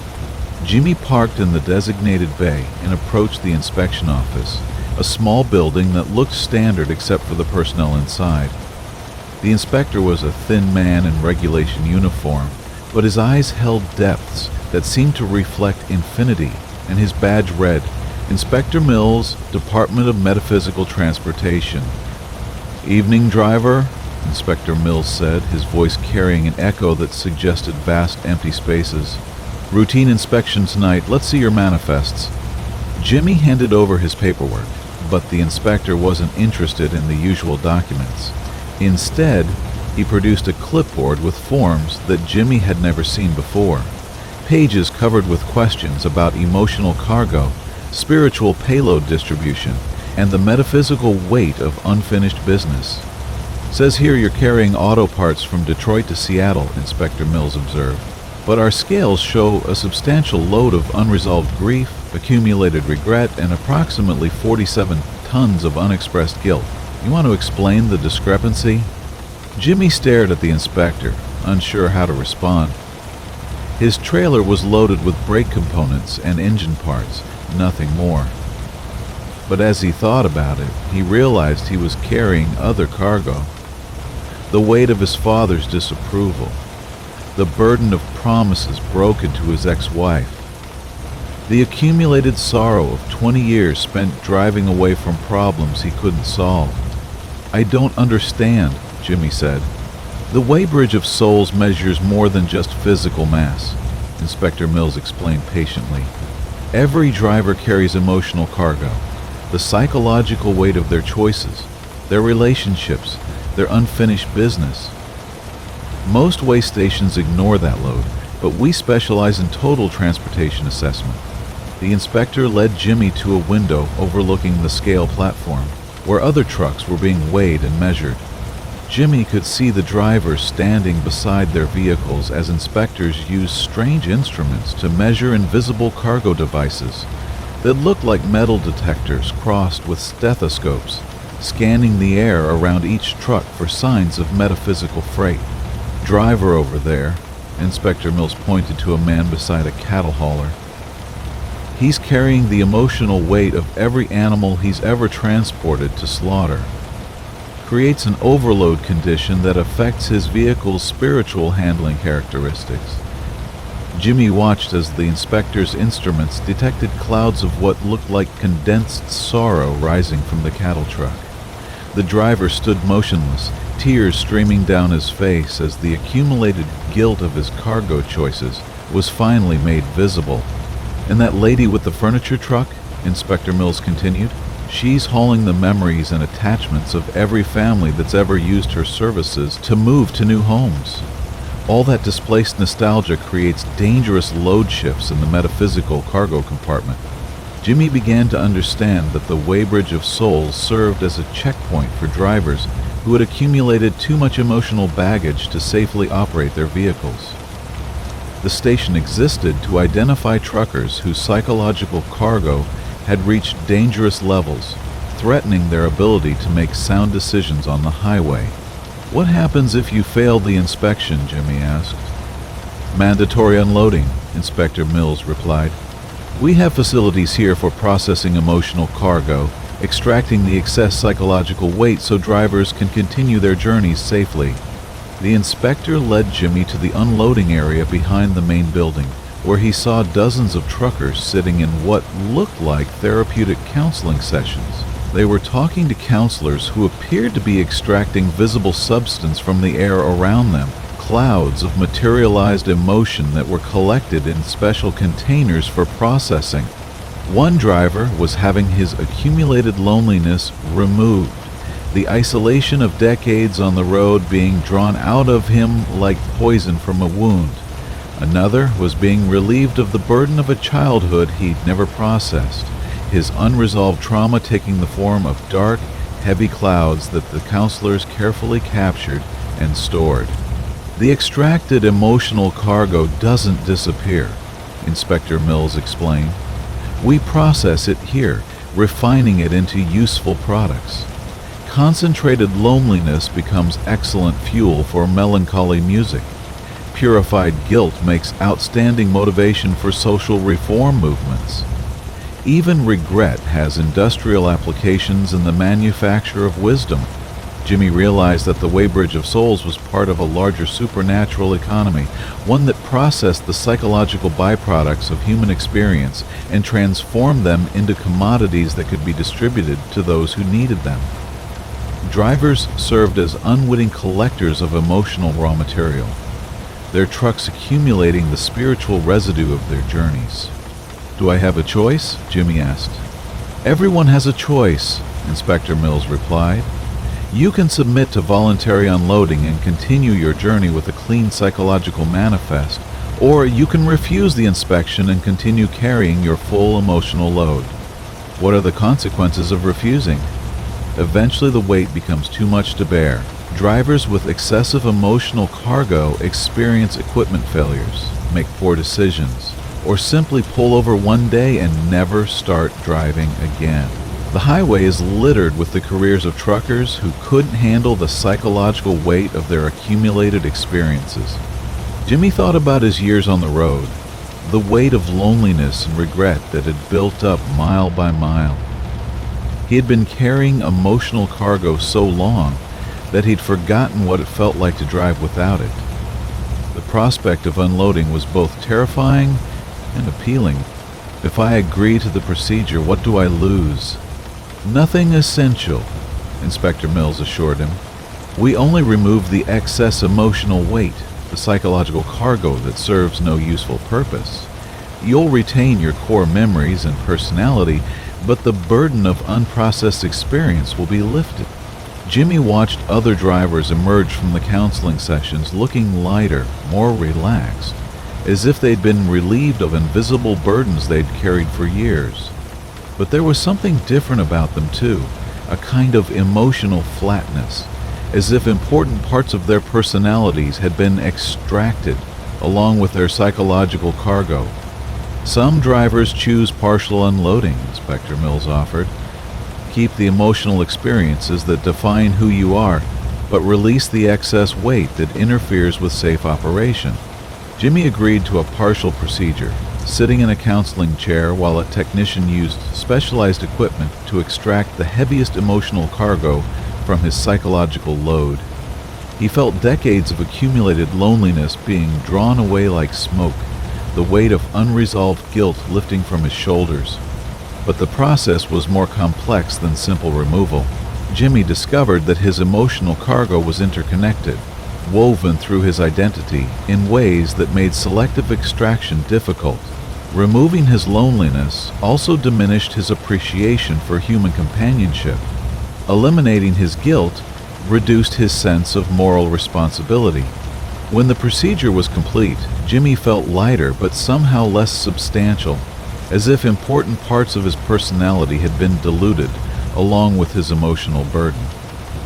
He returned to his truck with a clean psychological manifest, but the highway ahead looked different, flatter, less meaningful, stripped of the emotional complexity that had given his journey's significance.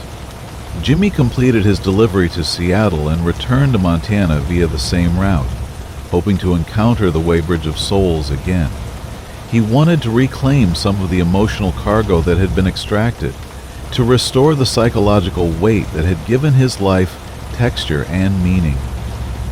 But mile marker 147 showed only empty prairie, with no sign that a way station had ever existed there.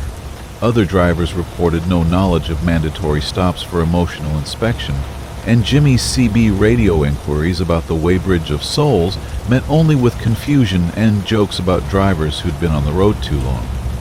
Jimmy continued his career with a reduced emotional load. His driving technically improved, but his experiences somehow diminished. He was a more efficient operator, but a less complete human being, his capacity for deep feeling permanently altered by the supernatural unloading process. Sometimes, late at night on empty highways, Jimmy thinks he can feel the weight of his extracted emotional cargo calling to him from wherever the Waybridge of Souls processes the psychological freight of America's truckers. He drives a little faster during those moments, hoping to outrun the memories of feelings he can no longer fully experience. And occasionally other drivers report encountering a way station that measures more than just vehicle weight, staffed by inspectors who claim to work for departments that don't appear in any government directory. They describe mandatory stops for emotional inspection and counseling sessions that extract invisible cargo from trucks that look empty but carry the accumulated weight of their drivers' unexpressed sorrows. Most drivers dismiss these reports as highway folklore, the kind of stories that grow from too many hours alone on the road. But Jimmy knows better. Somewhere on the highways of America, the Waybridge of Souls continues to operate, identifying drivers whose psychological cargo has reached dangerous levels and offering them the choice between carrying their full emotional load or surrendering parts of themselves to the supernatural processing facilities that exist in the spaces between one mile marker and the next. Story 19, The Cargo Conspiracy. Ron Vasquez first suspected something was wrong when he realized he'd been hauling the same load for 6 months without making a delivery. The manifest in his cab showed a shipment of industrial equipment bound for various destinations across the Southwest, but every time he approached the delivery address, something prevented completion of the job. Instruction delays, closed facilities, incorrect addresses, shipping clerks who claimed no knowledge of the expected cargo. There was always some reason why the delivery couldn't be completed. Ron's dispatcher would redirect him to an alternate destination, then another, keeping him on the road in an endless cycle of failed delivery attempts. The cargo itself was mysterious. The sealed containers in his trailer were unmarked, except for alphanumeric codes that didn't correspond to any shipping system Ron knew. They were heavy, but made no sound when the truck hit bumps, as if the contents were either perfectly secured or completely liquid. Ron had tried to open one of the containers during a rest stop in New Mexico, but the seals were unlike anything he'd encountered. Not mechanical locks, but some kind of molecular bonding system that seemed to respond to temperature, pressure, and electromagnetic fields in ways that made tampering impossible. "Dispatcher, this is Unit 47, Ron called over his CB radio. "I need clarification on this cargo. Been trying to deliver for months now and nobody seems to know what I'm carrying." "Unit 47, maintain current route," came the reply in a voice that sounded like Ron's regular dispatcher but had subtle differences in tone and inflection. "New delivery instructions will be provided at designated checkpoint." But Ron had never heard of any designated checkpoints, and his route was beginning to take him through areas that weren't on any of his maps. Highway signs advertised towns he'd never heard of, truck stops claimed to serve locations that didn't exist, and mile markers followed sequences that violated state numbering conventions. Ron began to suspect that he'd been recruited into some kind of covert transportation network, one that operated alongside the normal freight industry but served clients and destinations that existed outside conventional logistics systems. His cargo wasn't intended for delivery to any real customer. It was meant to be transported indefinitely, following routes that kept certain materials in constant motion. The realization came during a fuel stop in a town that called itself Meridian but didn't appear on any map. The truck stop was busy with drivers who all seemed to be hauling similar loads. Unmarked containers, mysterious cargo, manifests that listed destinations no GPS could locate. "You figured it out yet?" asked a driver at the next fuel pump, a weathered man whose truck showed signs of extended road time. "Figured out what?" Ron replied. "That we're not really drivers anymore. We're mobile storage units for cargo that can't be allowed to stop moving. Been on the road for 3 years now, same load, same route, same instructions to delivered places that don't exist." The driver explained that the conspiracy operated through a network of dummy shipping companies, fictitious dispatchers, and fabricated delivery addresses. Drivers were recruited gradually, their normal cargo loads replaced with containers that required perpetual transportation. "What's in the cargo?" Ron asked. "Nobody knows for sure, but it's connected to government agencies that don't officially exist, research projects that were never officially funded, and technologies that aren't supposed to be possible. Whatever we're carrying, somebody spent a lot of money to make sure it never stops moving." Ron learned that the perpetual transport network served multiple purposes. Some cargo contained experimental technologies that were too dangerous to store in fixed locations. Other containers held evidence of activities that certain organizations needed to keep mobile and untraceable. Still others carried materials that seemed to generate energy or information simply by being in motion. The drivers themselves had become unwitting participants in a mobile conspiracy, their trucks serving as components in a distributed system that kept sensitive materials constantly circulating through the American highway network. They were paid well, their fuel and maintenance costs covered, but they could never complete their deliveries or return to normal transportation work. "Why don't we just refuse?" Ron asked. "Stop driving, demand real cargo, blow the whistle on the whole operation? Try it," the weathered driver challenged. "See what happens when you try to get out." Ron attempted to contact his real dispatcher but discovered that his trucking company had no record of his employment. His commercial driver's license was valid but issued by a state agency that didn't exist. Even his bank account, which received regular direct deposits for his transportation services, was managed by a financial institution that had no physical locations. His identity had been gradually transferred into the conspiracy's network, his legitimate career replaced with a fabricated history that made him a permanent employee of the perpetual transport system. He existed in the gaps between normal reality and the shadow economy that operated through America's highway infrastructure. Ron tried to abandon his truck and cargo, but discovered that the conspiracy had made this impossible. His truck's ignition system wouldn't respond to anyone else, his cargo containers couldn't be transferred to other vehicles, and his route was monitored by tracking systems that would trigger immediate intervention if he deviated from prescribed patterns. The conspiracy wasn't malevolent, just relentlessly efficient. It needed drivers to keep certain materials in motion, and it had developed sophisticated methods for recruiting and retaining the necessary personnel. Drivers were well compensated, their basic needs met, their routes designed to provide variety and interest. But they could never stop driving, never complete their missions, never return to the normal world of commercial transportation. They had become components in a machine that spanned the continent, their trucks serving as mobile cells in an organism that fed on motion and secrecy. Ron joined the network of perpetual drivers, his truck becoming another vehicle in the conspiracy's fleet.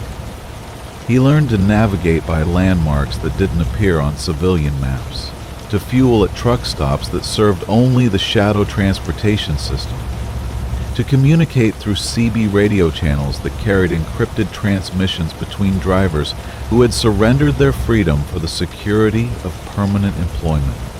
The cargo he carried might have been alien technology, experimental weapons, or the preserved remains of government officials who had learned too much about programs that officially didn't exist.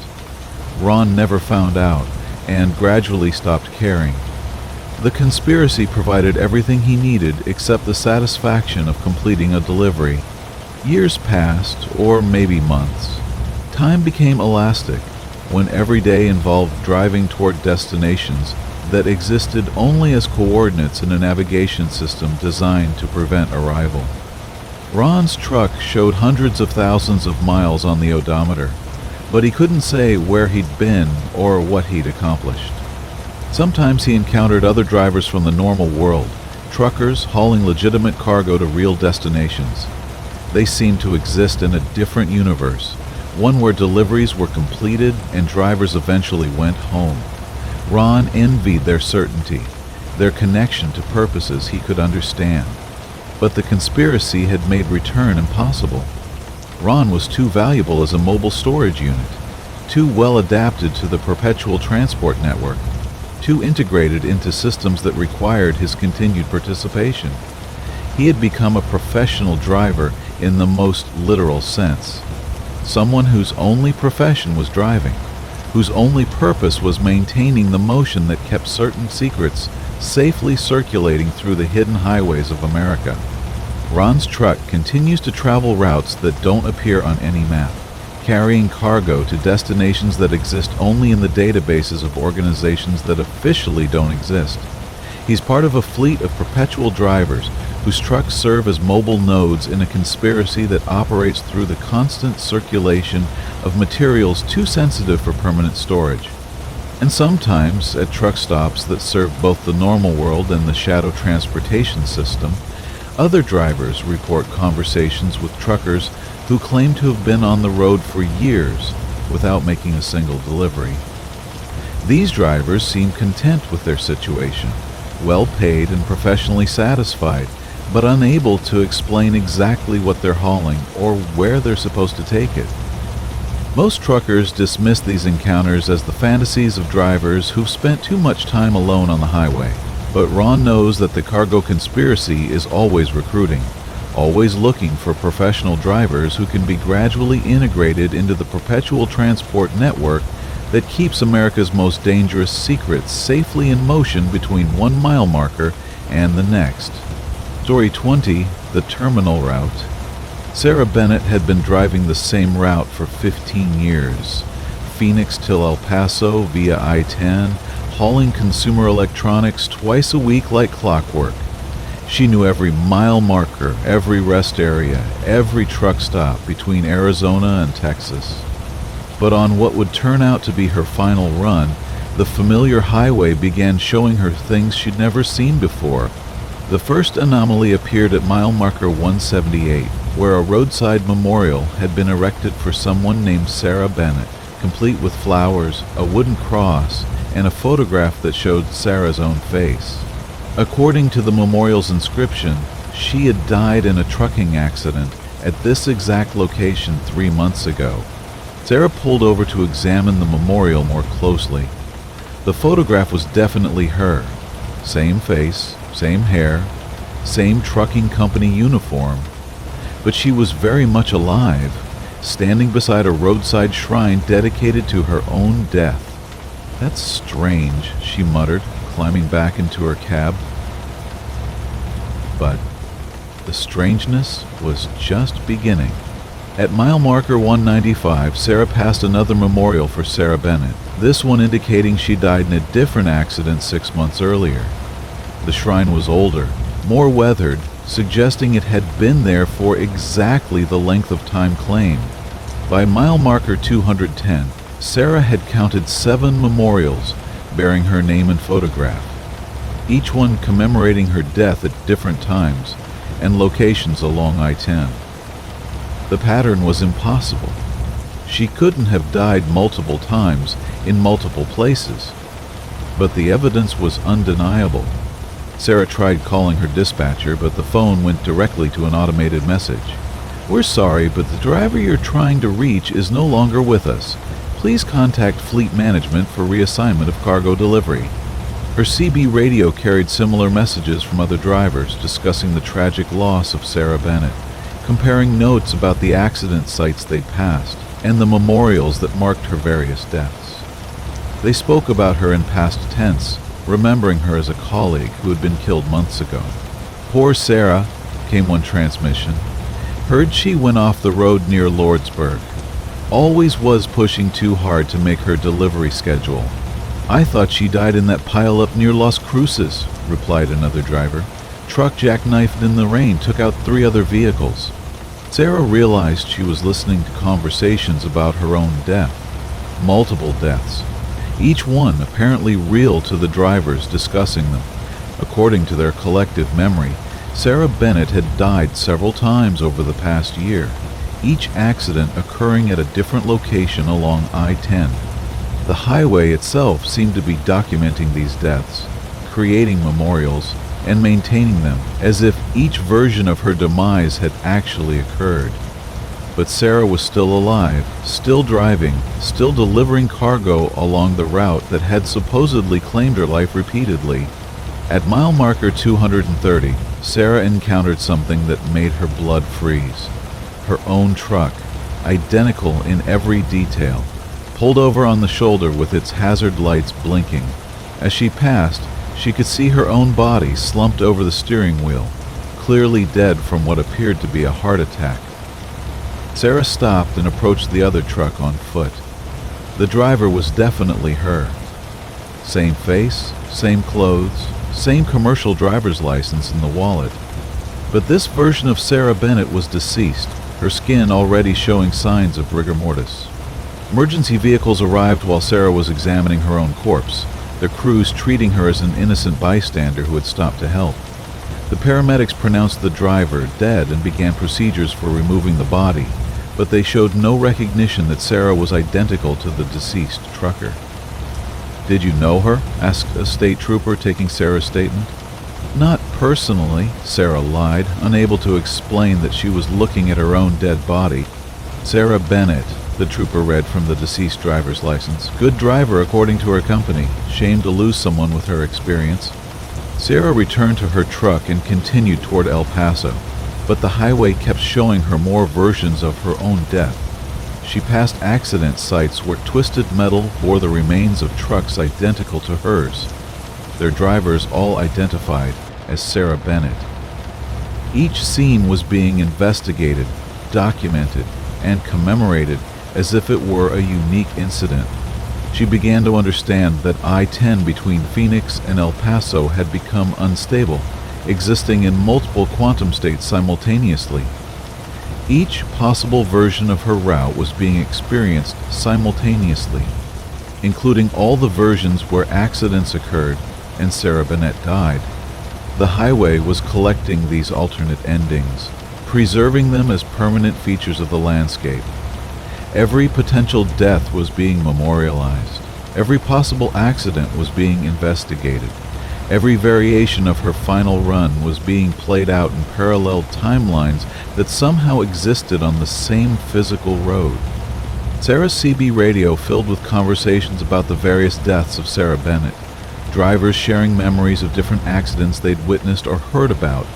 Each speaker was convinced their version was the real one, unaware that they were discussing separate incidents that had occurred in overlapping realities. "Saw the whole thing," one driver reported. "Sarah's truck just veered off the highway for no reason. Must have fallen asleep at the wheel." "That's not how it happened," another voice disagreed. "She was trying to avoid a drunk driver and lost control. Nothing she could have done." Sarah realized that the memorial sites weren't just marking places where she had died. They were marking places where she was going to die. The highway was showing her all the possible endings to her final route, documenting every potential accident that could claim her life. At mile marker 245, Sarah saw the most elaborate memorial yet, a full roadside park dedicated to the memory of Sarah Bennett, complete with picnic tables, informational plaques, and a bronze statue depicting her standing beside her truck. According to the dedication, she had become a symbol of highway safety, her tragic death inspiring legislation to improve trucker working conditions. But Sarah was still alive, still driving toward El Paso, still trying to complete what everyone else seemed to believe was her final delivery. The highway was simultaneously documenting her death and enabling her survival, creating a paradox that existed in the space between possibility and reality. As she approached the Texas border, Sarah began to see signs for Sarah Bennett Memorial Highway, indicating that the entire stretch of I-10 had been renamed in her honor. Her death had apparently become so significant that it had transformed the route itself into a monument to her memory. But which death? Which accident? Which version of her demise had been deemed worthy of such commemoration? Sarah never found out. As she crossed into Texas, her truck began to fade, becoming translucent, like all the accident scenes she'd passed. She realized that she was becoming another memorial, another commemoration of a death that was simultaneously happening and not happening. Her final CB transmission was heard by dozens of drivers. "This is Sarah Bennett completing my last run. Tell my family I made all my deliveries on time." The truck was found abandoned near the Texas border, its cargo intact but its driver missing. Search teams found no trace of Sarah Bennett, though her logbook indicated she had completed her delivery schedule exactly as planned. But drivers on I-10 between Phoenix and El Paso continue to report seeing memorials dedicated to Sarah Bennett, roadside shrines that commemorate her death in accidents that investigations can never quite document. Some drivers claim to hear her voice on the CB radio, still calling out mile markers and road conditions from a route that ended years ago. The terminal route continues to collect the final journeys of drivers who travel it too often, documenting their deaths in parallel timelines that exist alongside their continuing lives. It serves as both highway and memorial, both route and destination, preserving the last runs of truckers who discover that some roads lead to endings that happen before they're supposed to begin. And somewhere in the quantum spaces between mile markers, Sarah Bennett continues her final delivery, driving a route that commemorates her death while enabling her eternal journey through the terminal possibilities of America's most haunted highway.